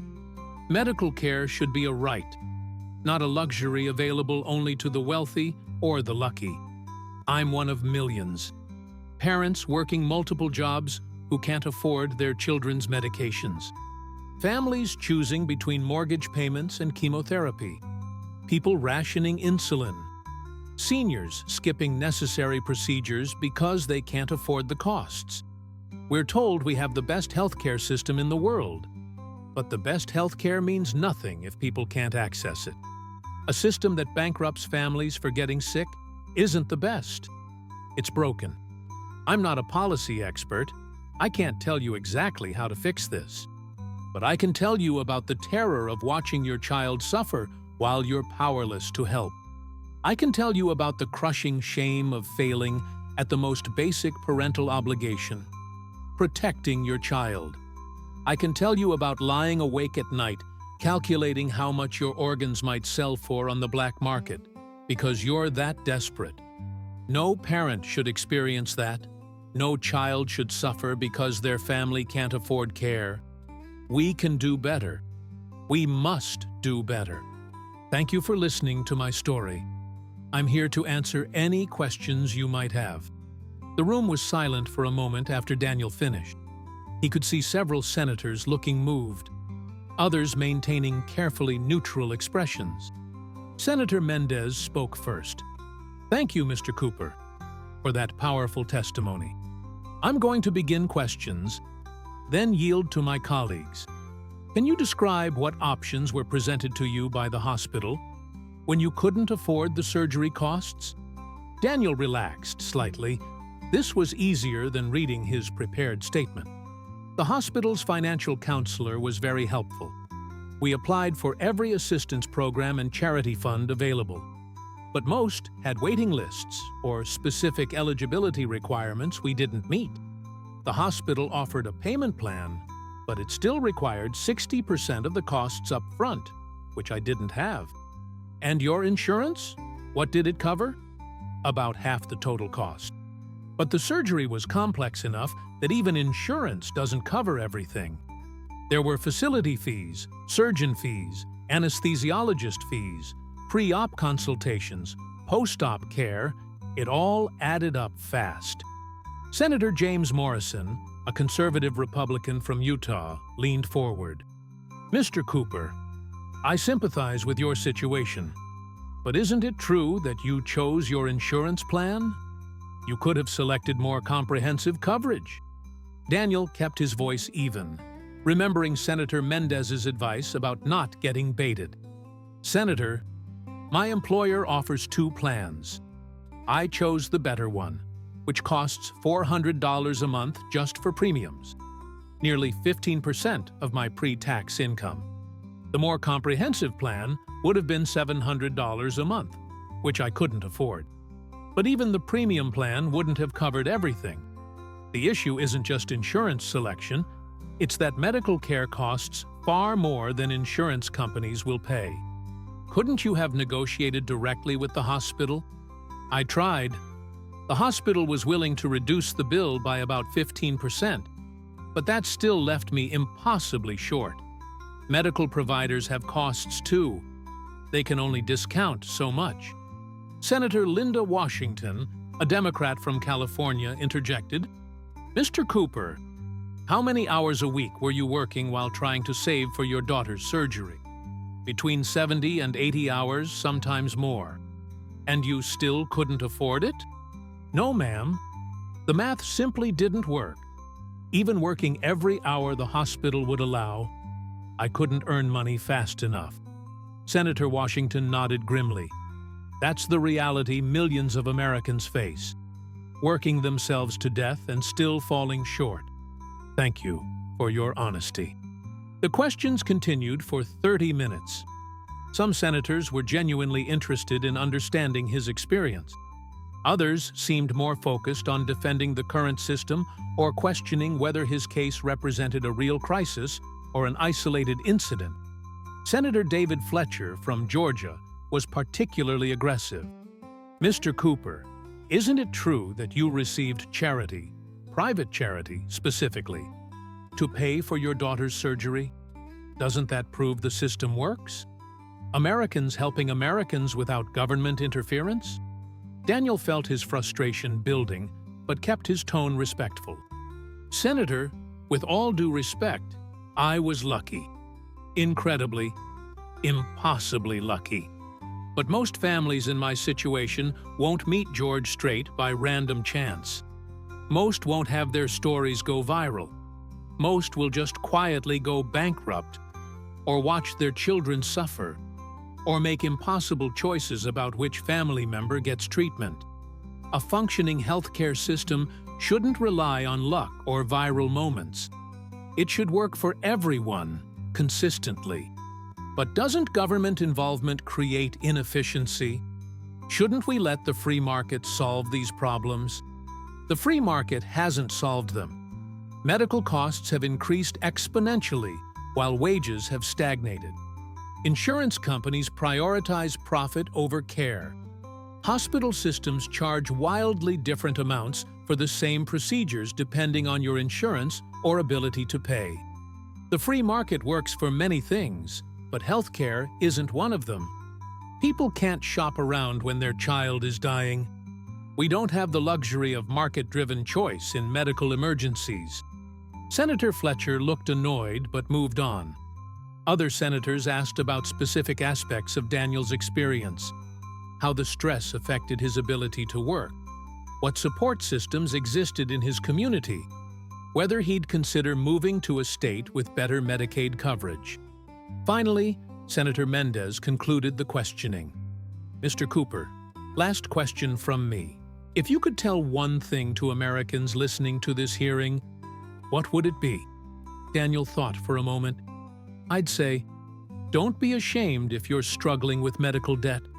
It's not a personal failure, it's a system failure. And to everyone else, pay attention to this issue. It affects all of us, even if you're healthy right now. One accident, one diagnosis, one unexpected illness can devastate any family financially. We need to demand better from our elected officials and our healthcare system. Because the next parent working 3 jobs and still unable to afford their child's surgery could be you." The hearing concluded shortly after. Daniel felt drained but relieved. He'd said what needed saying, represented himself and other struggling families as well as he could. In the hallway outside, reporters swarmed him immediately. Senator Mendez's staff had prepared him for this, and he gave a brief statement thanking the committee for listening and expressing hope that his testimony might contribute to meaningful change. As the reporters dispersed, a woman approached him, late 30s, with red-rimmed eyes and a photo clutched in her hand. "Mr. Cooper, I'm Angela Myers. I drove here from Baltimore because I needed to thank you." She held out the photo, showing a smiling boy of about 6. "This is my son, Marcus. He has leukemia. We're in the same situation you were. Drowning in bills, working constantly, still falling short. Hearing you testify, it made me feel less alone, less like I'm failing him." Daniel's throat tightened. "You're not failing him. You're fighting for him. That's not the same thing." After hearing your story, people started donating to our crowdfunding campaign. We've raised $30,000 in the past 2 weeks, more than we raised in the previous 6 months combined. Your testimony, what you're doing here, it's rippling out to families like mine. Thank you." They hugged, 2 strangers bound by the shared experience of loving a sick child and facing an indifferent system. After Angela left, Daniel stood in the marble hallway of the Capitol building, trying to process everything that had happened. Senator Mendez found him there. "You did beautifully. Exactly what we needed. Honest, powerful, impossible to dismiss. Will it make a difference? Real change?" She sighed. Honestly, I don't know. Change in Washington is slow, and healthcare is contentious. But you moved people today. You humanized statistics. That matters, even if concrete policy changes take time. Daniel nodded, understanding but disappointed. He'd hoped for immediate action, but he understood the reality of bureaucratic process. However, Senator Mendez continued, I'm introducing a bill next month, the Medical Debt Relief Act.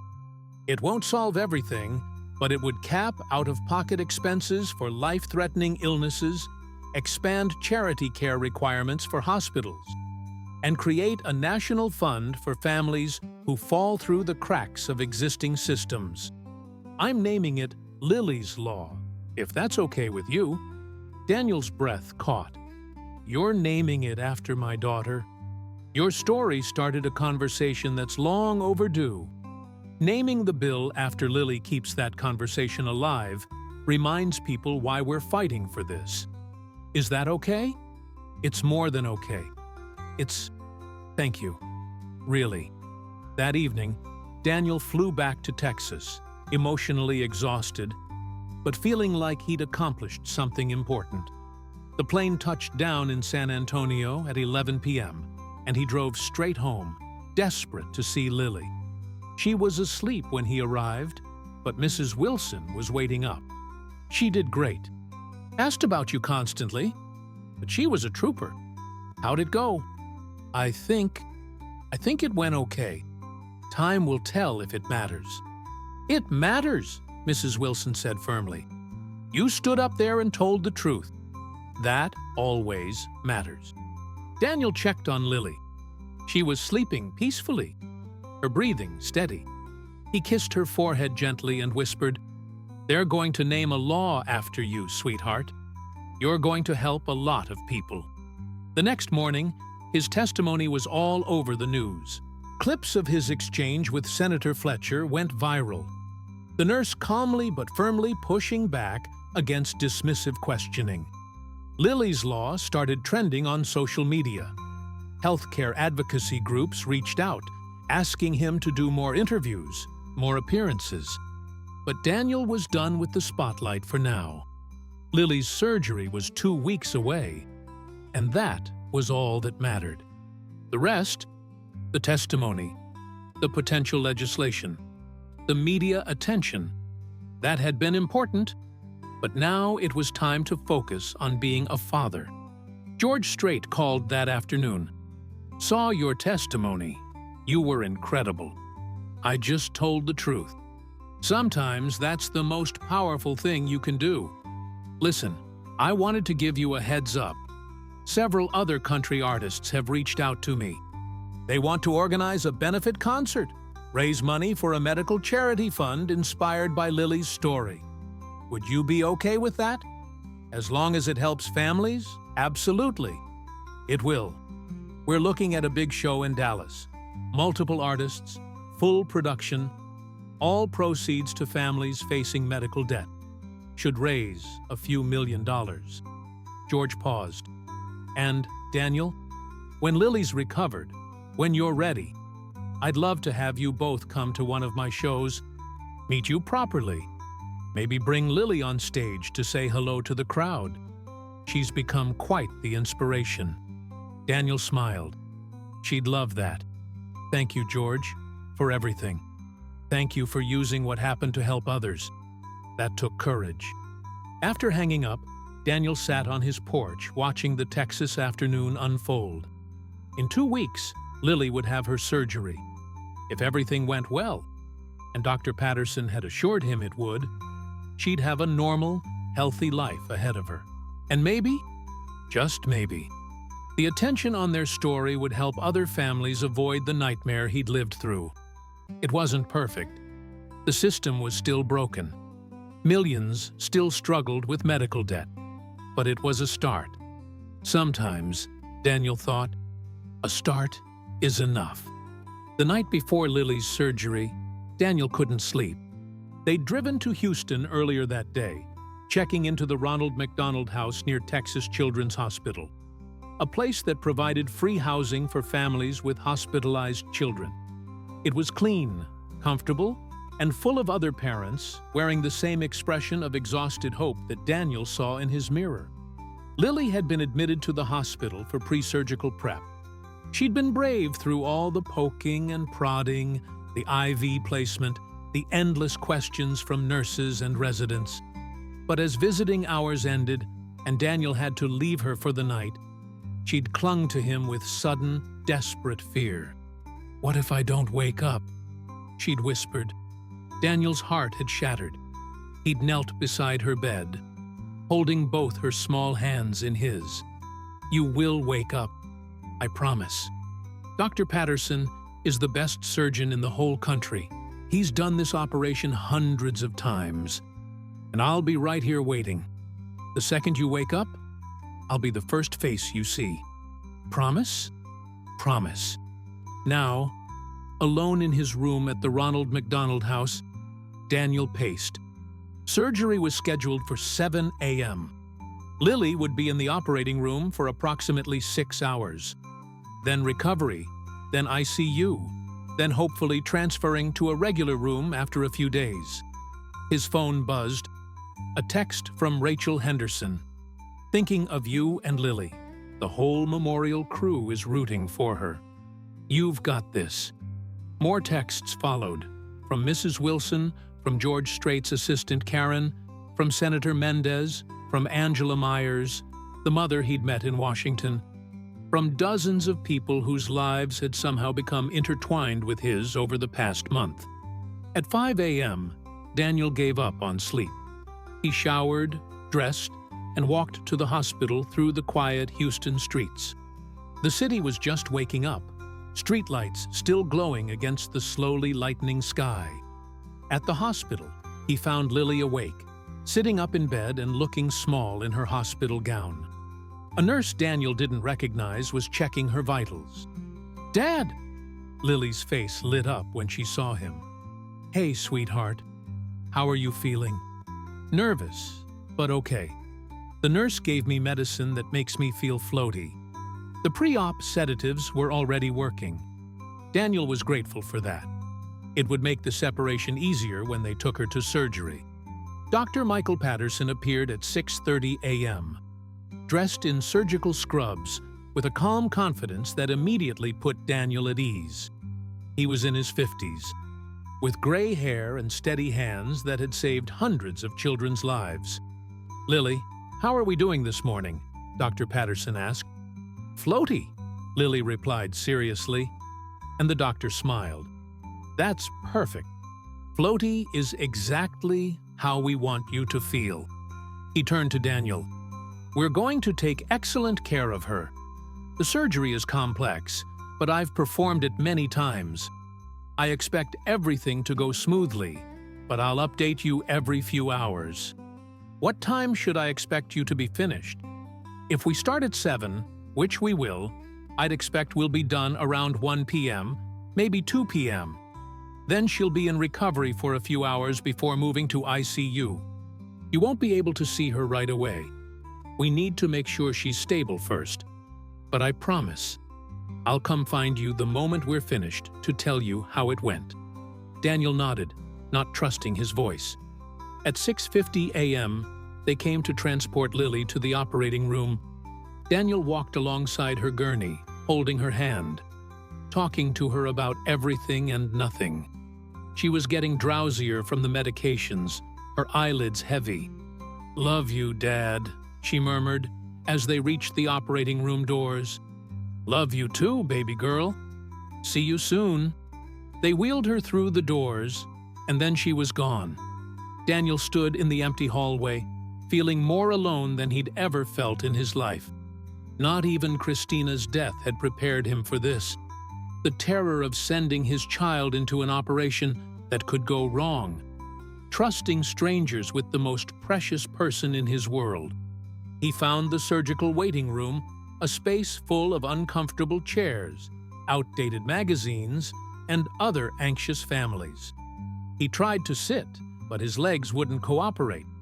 Instead, he paced, wore a path in the industrial carpet, checked his phone obsessively even though only 10 minutes had passed. At 8 a.m., a volunteer came by with coffee and breakfast pastries. Daniel took coffee, but couldn't imagine eating. At 10 a.m., a nurse came out to update him. "Mr. Cooper?" "Doctor, Patterson asked me to let you know everything's going very well. They're about halfway through, and Lily's vitals are stable." Relief flooded through him. "Thank you. Thank God." The hours crawled by with agonizing slowness. Daniel alternated between pacing and sitting, trying to read but unable to focus on words. Other families came and went, their own dramas playing out in this neutral space. At 1:30 p.m., Dr. Patterson finally appeared in the waiting room doorway, still in surgical scrubs, pulling off his cap. His expression was tired but satisfied. "Mr. Cooper?" Daniel jumped up, his heart in his throat. "How is she?" "The surgery went perfectly. Absolutely perfectly. We repaired the defect, and her heart is functioning exactly as it should. She's in recovery now, and when she wakes up, she'll have a new lease on life." Daniel's legs gave out. He sat heavily in the nearest chair, tears streaming down his face. "She's okay?" "She's better than okay. She's fixed. Give her a few months to heal completely, and she'll be able to do everything a normal 8-year-old does. Run, play, no restrictions." "Can I see her?" "Not just yet. We need to monitor her in recovery for a few hours, but I promise, as soon as we move her to ICU, you can see her. Probably around 5 or 6 p.m. After Dr. Patterson left, Daniel called Mrs. Wilson first. She answered on the first ring, voice tight with anxiety. "Daniel?" "She's okay. Surgery went perfectly. She's going to be fine." Mrs. Wilson's sob of relief echoed through the phone. "Oh, thank God. Thank God. I've been praying all day. Thank you, Patricia, for everything." He called Rachel next, then sent a group text to everyone else who'd been waiting for news. The responses came flooding back. Joy, relief, celebration. George Strait sent a simple text. "That's wonderful news. Give Lily a hug from Uncle George when she wakes up." At 5:45 p.m., a nurse came to get Daniel. "She's awake and asking for you." Lily's ICU room was intimidating. Monitors beeping, tubes and wires everywhere, the ventilator still helping her breathe. But her eyes were open, and when she saw Daniel, she tried to smile around the breathing tube. Daniel moved to her bedside, taking her hand gently. "Hey, sweetheart, you did so great." Dr. Patterson said everything went perfectly. Lily couldn't talk with the ventilator tube, but she squeezed his hand weakly. Her eyes asked a question. "You're all better," Daniel told her. "Your heart is fixed. After you heal, you can run and play just like before. No more chest pain, no more getting tired easily. You're going to be completely normal." Tears leaked from the corners of Lily's eyes. Happy tears, Daniel thought. He stayed with her until visiting hours ended, talking quietly, just being present. That was all she needed from him now, just to be there. The next few days were a blur of recovery. Lily was extubated the morning after surgery and moved to a regular room by day 3. She was sore and tired, but improving rapidly. Dr. Patterson visited daily, clearly pleased with her progress. "She's a fighter," he told Daniel on day 4. "Some kids struggle after this surgery, but Lily's bouncing back beautifully. If she continues like this, you'll be able to take her home in a few more days." Home. The word sounded magical. On day 6, Lily took her first walk down the hospital hallway, holding Daniel's hand and moving slowly but steadily. Other families in the pediatric cardiac unit cheered as she passed. Everyone celebrated every child's progress in this place. "Look, Dad," Lily said, slightly breathless but smiling. "I'm walking." "You're doing amazing." They were discharged on day 8. Lily still had restrictions. No heavy lifting, no rough play, lots of rest. But the prognosis was excellent. In 3 months, she'd have a follow-up with Dr. Patterson. If everything looked good, she'd be cleared for full activity. The drive back to San Antonio felt different than the drive to Houston had. Then, Daniel had been terrified, carrying the weight of uncertainty. Now, he was bringing home his healed daughter, the future bright and open ahead of them. 3. Wilson had decorated their house with welcome home balloons and made Lily's favorite dinner. Chicken nuggets and mac and cheese, nothing fancy but exactly what she wanted. "Welcome home, sweetheart," Mrs. Wilson said, hugging Lily carefully. "We missed you." "Missed you too, Mrs. Wilson." Life settled into a new rhythm. Daniel returned to work at Memorial Hospital. Normal shifts now instead of the killing doubles. Lily started physical therapy to rebuild her strength. She couldn't return to school yet, but a tutor came to the house 3 times a week to help her keep up with her class. And slowly, imperceptibly, she got stronger. Color returned to her cheeks. Her breathing became easier. The tired, fragile child she'd been transformed into a healthy, energetic 8-year-old. 6 weeks after the surgery, Daniel took her to the park, the same park they'd visited before, where she'd sat on the bench watching other kids play. This time, after getting Dr. Patterson's permission, he let her walk around the pond at her own pace. She still moved carefully, still took breaks, but there was a lightness to her that hadn't existed before. Hope in physical form. "Can I run yet?" she asked. "Not yet, sweetheart, but soon. Dr. Patterson said at your 3-month checkup, if everything looks good, you can start running again." "I'm going to run so fast, Dad.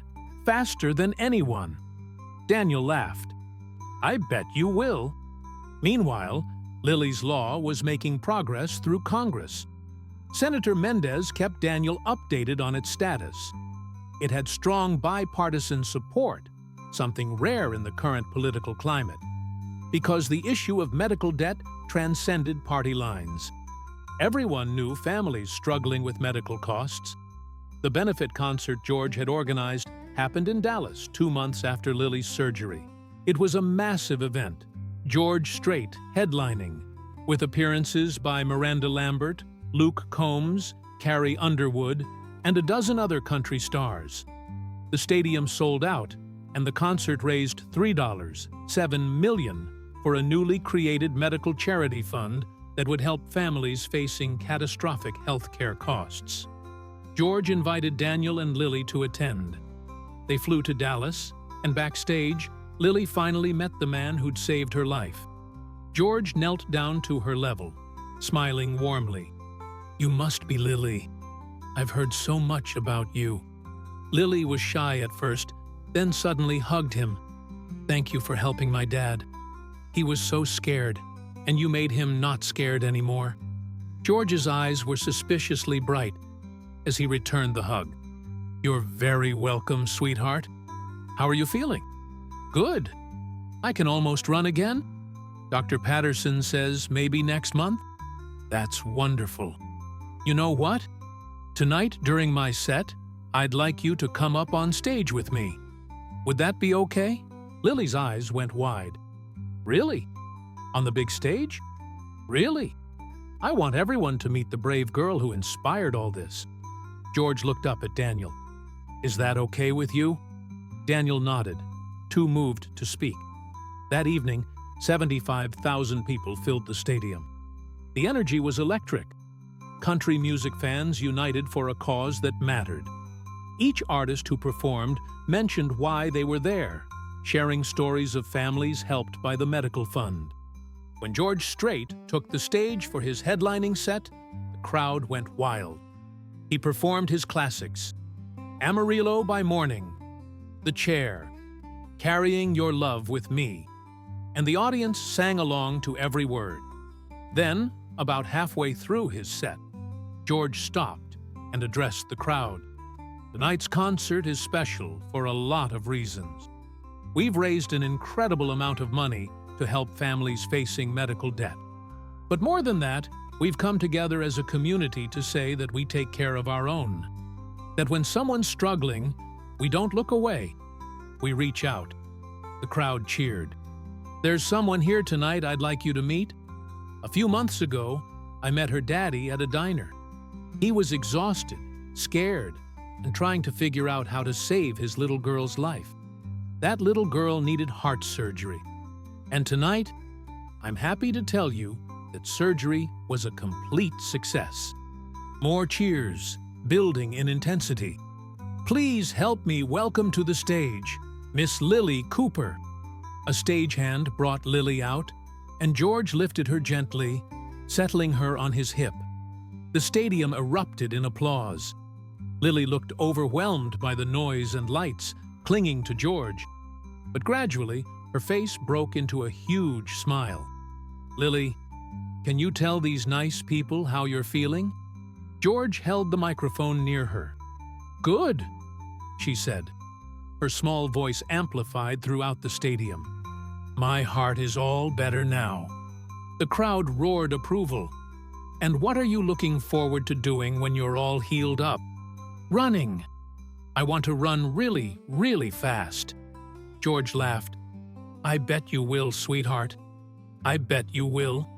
He looked out at the audience. This is why we're here tonight. For kids like Lily. For families like the Coopers. So that no parent has to choose between saving their child and bankruptcy. So that no child has to wait for care they desperately need.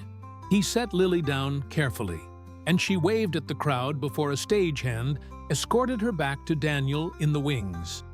As she left, George launched into I Cross My Heart, and the stadium was awash in cell phone lights, thousands of tiny stars illuminating the Texas night.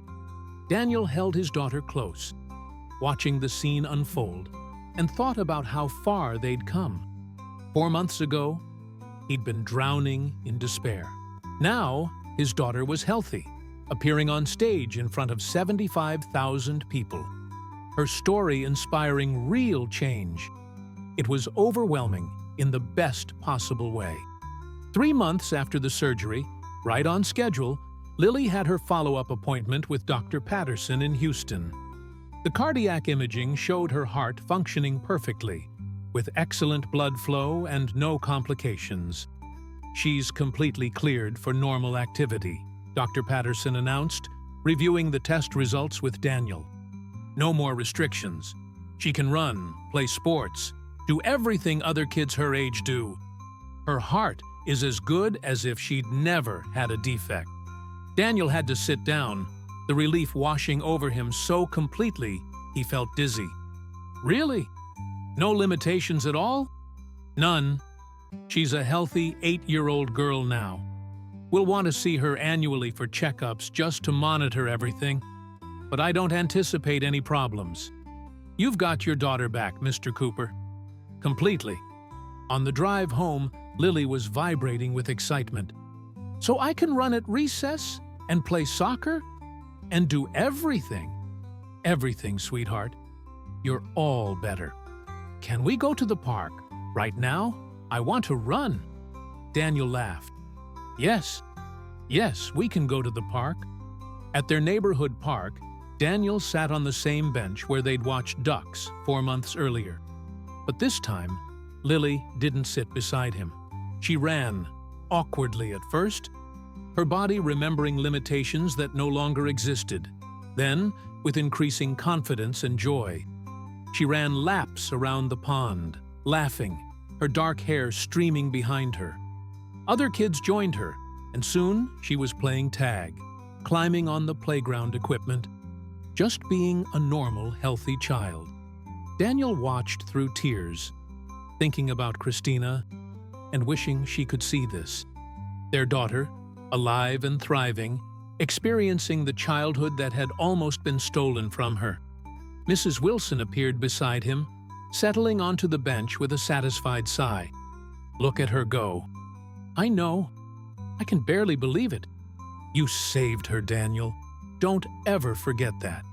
Yes, George helped with the money, but you're the one who fought for her every single day. You're the one who refused to give up. I had help. From you, from Rachel, from so many people. That's how it should be. Nobody gets through this life alone. Mrs. Wilson patted his hand. Christina would be so proud of you both. I hope so. They sat in comfortable silence, watching Lily play. Eventually, she ran back to them, breathless and beaming. Dad, did you see? I ran so fast. I saw. You were amazing. Can we come back tomorrow? We can come back every day if you want. That night, after Lily was asleep, Daniel did something he'd been thinking about for weeks. He called Benjamin Torres, the hospital's financial counselor who had helped him during the darkest times. Benjamin, it's Daniel Cooper. I wanted to talk to you about something. Daniel, good to hear from you. How's Lily? Completely healthy. Just got full clearance from her surgeon. Daniel took a breath. Listen, I want to pay it forward. The generosity I received, I can't repay it directly, but I want to help other families the way I was helped. That's wonderful. What did you have in mind? I've been working extra shifts again. Not because I have to, but because I want to. I'm going to donate a portion of every paycheck to families at Memorial who are struggling with medical costs. It won't be much individually, but over time, it'll add up. Can you help me set that up? Maybe create a fund where other people can contribute too? Absolutely. I think that's incredibly generous. It's the least I can do. Over the following months, Daniel's small fund grew. Other nurses contributed. Hospital staff donated. Word spread, and community members added to it. Within 6 months, they'd helped 3 families with partial costs for necessary procedures. It wasn't enough to solve the systemic problem, but it was something. And for the families it helped, it was everything. Meanwhile, Lily's Law continued its progress through Congress. There were debates, amendments, political maneuvering, all the messy reality of lawmaking, but the bill had unusual momentum, driven by the public attention on Lily's story and the groundswell of support from constituents demanding action. Senator Mendez called Daniel with updates regularly. "We've got the votes in committee," she told him in early spring. "It's going to the full Senate next month. I'm cautiously optimistic. What are the chances it actually passes? Better than most healthcare bills. The personal stories attached to it, yours and the hundreds of others that have come forward since, make it politically difficult to oppose. Nobody wants to be the senator who voted against helping sick kids. But will it actually help? Or is it just symbolic? It'll help. It won't solve everything. Healthcare reform is too complex for any single bill to fix completely. But it'll cap out-of-pocket maximums for life-threatening illnesses, expand charity care requirements, create emergency funds for families who fall through the cracks. For families like yours it could mean the difference between bankruptcy and stability. 6 months after Lily's surgery, the Senate passed Lily's Law by a vote of 73 to 27. The House followed 2 weeks later, with similarly strong bipartisan support. And in a rose garden ceremony on a beautiful May afternoon, the president signed it into law. Daniel and Lily were invited to attend. They stood behind the president as he signed the bill, cameras flashing, knowing that this moment represented hope for thousands of families who would face medical crises in the years to come. "This law is named for a brave little girl," the president said during his remarks, "but it represents all the children and families who deserve access to health care without facing financial ruin. We still have work to do, but today, we take an important step forward." After the ceremony, Daniel was interviewed by dozens of reporters. He kept his message consistent. "This is a start, but we can't stop here. Healthcare should be a right, not a privilege. Every child deserves a chance, regardless of their parents' bank account. George Strait called that evening. "Congratulations on the bill signing. You did it, Daniel. You really made a difference. We did it. None of this happens without you. Maybe. But you're the one who turned a personal tragedy into systemic change. That takes courage and commitment. I'm proud to know you." A year after Lily's surgery, Daniel was invited to speak at a medical conference in Boston about the patient experience of medical debt. He shared a panel with healthcare economists, policy experts, and other patient advocates. But the most meaningful invitation came from Memorial Hospital itself. Dr. Gregory, the hospital administrator, asked Daniel to join the hospital's patient advocacy committee, helping shape policies around financial counseling and assistance programs. "You've lived it," Dr. Gregory explained. "You understand both sides. You're a healthcare worker, but you've also been a patient family in crisis. That perspective is invaluable." Daniel accepted. It felt right, using his experience to help improve the system from within. Lily, meanwhile, was thriving. She'd returned to school without restrictions, joined the soccer team, and was living the normal, active childhood she'd been denied for months. Her scar, a thin line down her chest, was her badge of courage, and she wore it proudly. One afternoon, about 14 months after her surgery, she came home from school with a school assignment. "Dad, we're supposed to write about someone who's a hero to us. Can I write about you?" Daniel's throat tightened. "Sweetheart, I'm just your dad. But you saved me. You worked so hard and never gave up, even when you were really scared. That's what heroes do. I had a lot of help. George Strait, Mrs. Wilson, the nurses at the hospital. I know, but you're still my hero." She paused. "Can I write about you and Mr. George? Both of you together? I think that would be perfect." That evening, Daniel helped Lily with her essay. She wrote about her diagnosis, her fear, her father's determination, and a stranger's kindness. She wrote about surgery and recovery and learning to run again. And she concluded, "Heroes don't always wear capes. Sometimes they wear scrubs and cowboy hats. My dad and Mr. George saved my life, but more than that, they showed me that people can be really, really good. That when things are scary, there are people who will help. That's what heroes do." Reading her words, Daniel thought about the past year and a half, about the journey from despair to hope, from crisis to resolution, about how one random encounter in a diner had changed everything. He thought about Angela Myers, whose son Marcus was now in remission, treatment paid for partly by donations inspired by Lily's story, about the other families helped by the Benefit Concert Fund, by Lily's law, by the growing awareness around medical debt.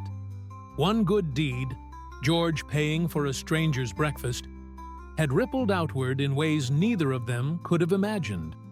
It had saved Lily's life, inspired legislation, created charitable funds, and reminded millions of people that kindness matters. 2 years after the surgery, George Strait invited Daniel and Lily to a concert in San Antonio, his hometown. Backstage before the show, George pulled Daniel aside. "I've been thinking about that night we met at the diner. Do you ever wonder why you stopped there? Of all the places you could have gone? All the time. If I'd gone straight home, if you hadn't been there, if we hadn't talked, everything would be different. I think about it too. I'd driven past that diner 100 times and never stopped. That night, something told me to pull in. I don't know if it was coincidence, fate, or divine intervention, but I'm grateful for it. So am I. More than I can ever express." George smiled. "You've already expressed it. By paying it forward. By fighting for change. By being a good father. That's expression enough." During his concert that night, George dedicated "I Cross My Heart" to Daniel and Lily. The San Antonio crowd, George's hometown fans gave them a standing ovation. Lily waved from the wings, healthy and happy, the physical embodiment of hope. After the concert, as Daniel drove Lily home through the warm Texas night, she asked, "Dad, do you think Mom knows about everything that happened? About my surgery and getting better and everything?" Daniel glanced at her in the rearview mirror. "Yeah, sweetheart. I think she knows. And I think she's really proud of you. I wish she could be here." "Me too. But she is here, in a way. In your smile, in your kindness, in the joy you find in everyday things. That's all your mom." Lily was quiet for a moment. "Dad, I'm glad you didn't give up. Even when things were really hard. I could never give up on you, Lily. Never." 3 years after the surgery, Lily ran her first 5K race, a charity run benefiting children's heart health. She finished in the middle of the pack. Not the fastest, but steady and strong. Daniel ran beside her the entire way, and when they crossed the finish line together, they were both crying happy tears. "We did it!" Lily exclaimed, breathless and beaming. "You did it!" I just kept up. Mrs. Wilson was waiting at the finish line with water bottles and homemade cookies. "Look at you two!" "I'm so proud." They celebrated with ice cream, Rocky Road for Lily, chocolate for Daniel, sitting at an outdoor table, watching other runners finish their races. "You know what's funny?" Lily said, chocolate ice cream on her chin. "Sometimes I forget I was ever sick. Is that weird?" "Not weird at all. That's exactly how it should be. I'm glad Mr. George helped us, but I'm more glad you're my dad." Daniel pulled her into a hug. This healthy, vibrant child who had almost been taken from him. "I'm glad I'm your dad, too. More glad than you'll ever know."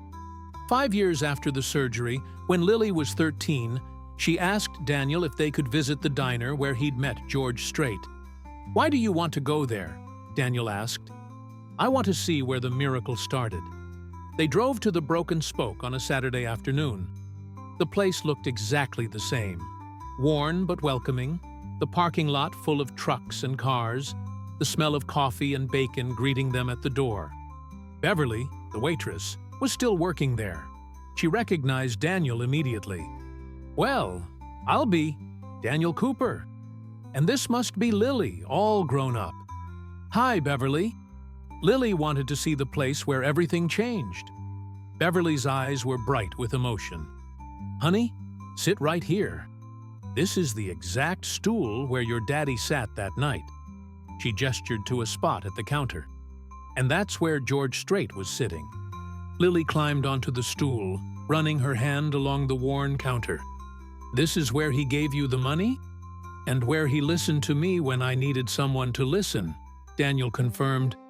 "This is where kindness changed our lives." Beverly brought them coffee for Daniel, hot chocolate for Lily, and pie on the house. "You know, after your story went viral, we had people coming from all over just to sit at these stools. We thought about putting up a plaque or something, but George asked us not to. Said he didn't want the place to become about him.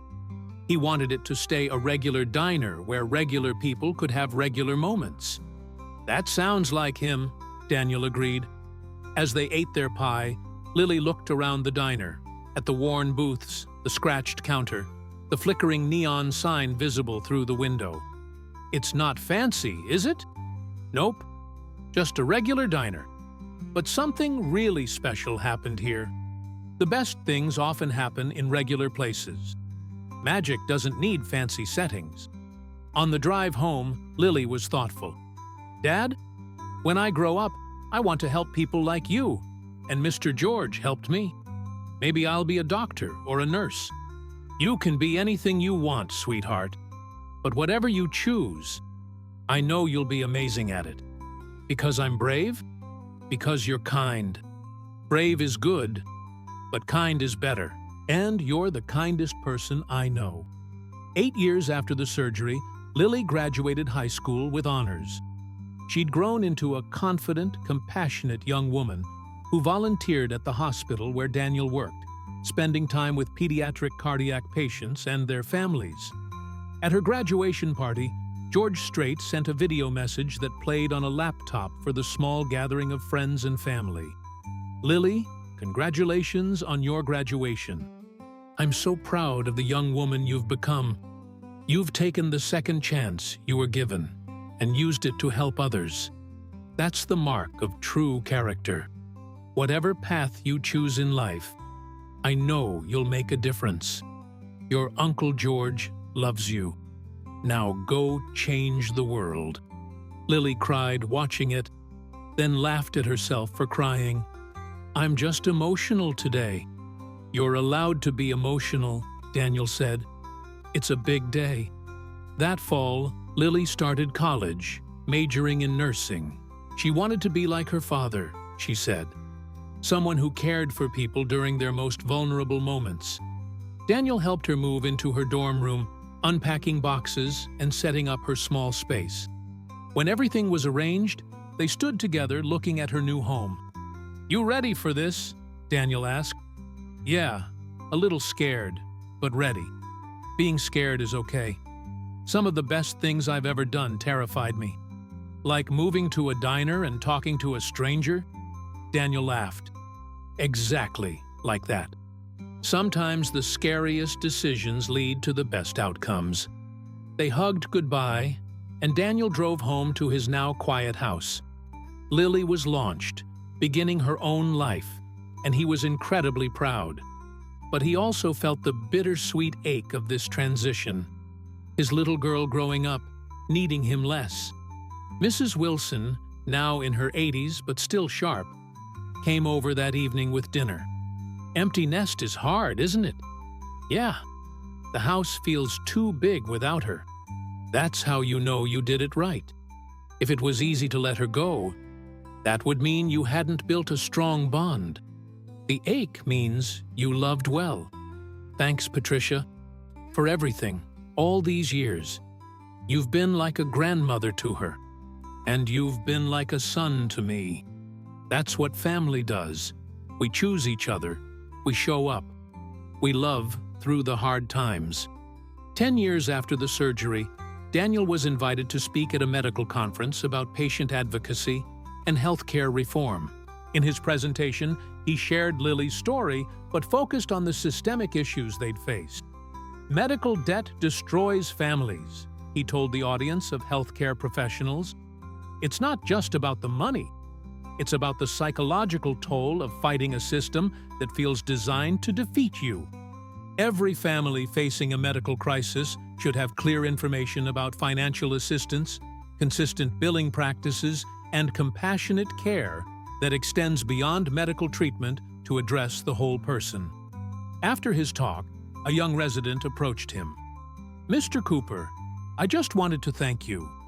Your testimony before Congress, your advocacy, it inspired me to go into medicine. I'm specializing in pediatric cardiology because of Lily's story." Daniel was moved. "That's wonderful. We need more doctors who understand not just the medical side, but the human side of illness. That's what I want to be. Thank you for showing me what's possible." 12 years after the surgery, when Lily was 20 and in her 3rd year of nursing school, she came home for Christmas. She'd grown into a beautiful, confident young woman, still carrying her mother's warmth and her father's determination. On Christmas Eve, they visited Christina's grave, something they did every year. Daniel placed flowers on the headstone, while Lily stood silently, lost in memories of a mother she'd known for such a short time. "I wish she could see you now," Daniel said quietly. "You've become everything she hoped you'd be." "Do you think she knows?" "Really knows?" "I choose to believe she does. That somewhere, somehow she's watching, and she's proud." Lily touched the headstone gently. "Mom, I'm okay. Dad saved me, and I'm healthy and happy. I'm going to be a nurse, like him. I'm going to help people the way he helps people. I hope that makes you proud." They stood in the quiet cemetery, father and daughter, connected by love and loss and survival. That evening, George Strait called, something he did every Christmas. "Merry Christmas, Cooper family. How's everyone?" "Good, George. Really good. Lily's home from school, acing her nursing program." "That's wonderful. Let me talk to her." Daniel handed the phone to Lily, and he listened to her side of the conversation. Excited updates about school, questions about George's recent tour, laughter at some shared joke. Over the years, George had become genuinely part of their lives, checking in regularly, attending Lily's major milestones when his schedule allowed. When Lily handed the phone back, George's tone became more serious. "Daniel, I wanted you to know, the medical fund we created after that benefit concert, it's helped over 500 families now. $500,000 in direct assistance. Your story is still rippling outward. That's incredible. It's what happens when people care, when they see a need and respond. You started that by being brave enough to share your pain. Don't ever forget the impact you've had." 15 years after the surgery, Daniel received an invitation to attend the anniversary celebration of Lily's Law. Senator Mendez, now in her third term, was hosting an event in Washington, D.C. to commemorate the legislation and its impact. The law has helped an estimated 250,000 families since its passage, Senator Mendez told the gathered crowd. It's prevented countless bankruptcies, saved lives, and reduced the burden of medical debt across the country. But it started with one family story: the Coopers. Daniel and Lily, would you please stand? Daniel and Lily stood, and the room erupted in applause. Lily, now 23 and a practicing nurse herself, squeezed her father's hand. After the event, families approached them, sharing their own stories of how the law had helped them. A mother whose son had survived leukemia, a father whose daughter needed a kidney transplant, a couple whose premature twins required months in the NICU. "Your story gave us hope," they said, again and again. Knowing someone else had been through it and survived, that kept us going. Later, Daniel and Lily walked along the National Mall, the monuments illuminated against the night sky. "Do you ever think about that night at the diner?" Lily asked. "About how different everything could have been?" "All the time. If George hadn't been there, if he hadn't cared enough to help, I don't like to think about what might have happened. But he was there, and you didn't give up. And here we are." Lily stopped walking, turning to face her father. "Dad, I need you to know something. You saved my life long before George paid for the surgery. You saved me by fighting for me, by refusing to accept defeat, by loving me enough to do impossible things. The surgery fixed my heart, but you gave me the strength to survive." Daniel pulled her into a hug, this young woman who had been his whole world, his reason for breathing through the darkest times. "You gave me strength too, sweetheart. Every single day." They stood together on the mall, surrounded by the symbols of American democracy, knowing that their personal story had contributed to systemic change. It wasn't perfect. Healthcare in America still needed reform, but it was progress. Real, measurable progress that helped real families. 20 years after the surgery, when Lily was 28 and Daniel was 54, they returned to the Broken Spoke one more time. Beverly had retired, but her daughter, also named Beverly, now ran the place. She'd heard the story countless times and greeted them warmly. "The famous Coopers, come in, come in. Sit wherever you'd like." They sat at the counter, the same stools where it had all begun 2 decades earlier. "Can you believe it's been 20 years?" Lily asked. "Honestly, sometimes it feels like yesterday. Sometimes it feels like a lifetime ago. I'm getting married next year, Dad. Did I tell you that?" Daniel smiled. "You mentioned it once or twice. I like James. He's good for you." "He is. and we want to start a family soon. Is that crazy? Me, having kids? Not crazy at all. You'll be an amazing mother." Lily's eyes were bright with emotion. "I want my kids to know their grandfather, to hear the story of how you saved my life, to understand that family means fighting for each other, no matter what. They'll know. I promise." Beverly Jr. brought them coffee and pie, and they sat in comfortable silence for a while, just being together in this place where everything had changed. "You know what I think about sometimes?" Lily said. "All the families who've been helped because of what happened to us. Hundreds of thousands of people who didn't have to go through what we went through. That's your legacy, Dad. Not just saving me, but helping save them, too." "Our legacy," Daniel corrected. "None of it happens without your courage, without you being willing to share your story, without you becoming someone who helps others. Then, our legacy, together." As the Texas sun set outside the diner windows, casting golden light across the worn counter, Daniel thought about the journey. From despair to hope. From crisis to resolution. From one random act of kindness to a ripple effect that touched hundreds of thousands of lives. George Strait had paid for a breakfast and offered help to a desperate stranger. That simple act had saved Lily's life, inspired legislation, created charitable funds, and reminded millions that kindness matters. But it had also done something more personal, more profound. It had restored Daniel's faith in humanity. It had shown him that in a world that often felt cruel and indifferent, there were still people who cared, who noticed suffering, who acted without expecting anything in return. "Ready to go home?" Daniel asked. Lily finished her coffee. "Yeah, but we should come back here every few years. Never forget where the miracle started." "Deal."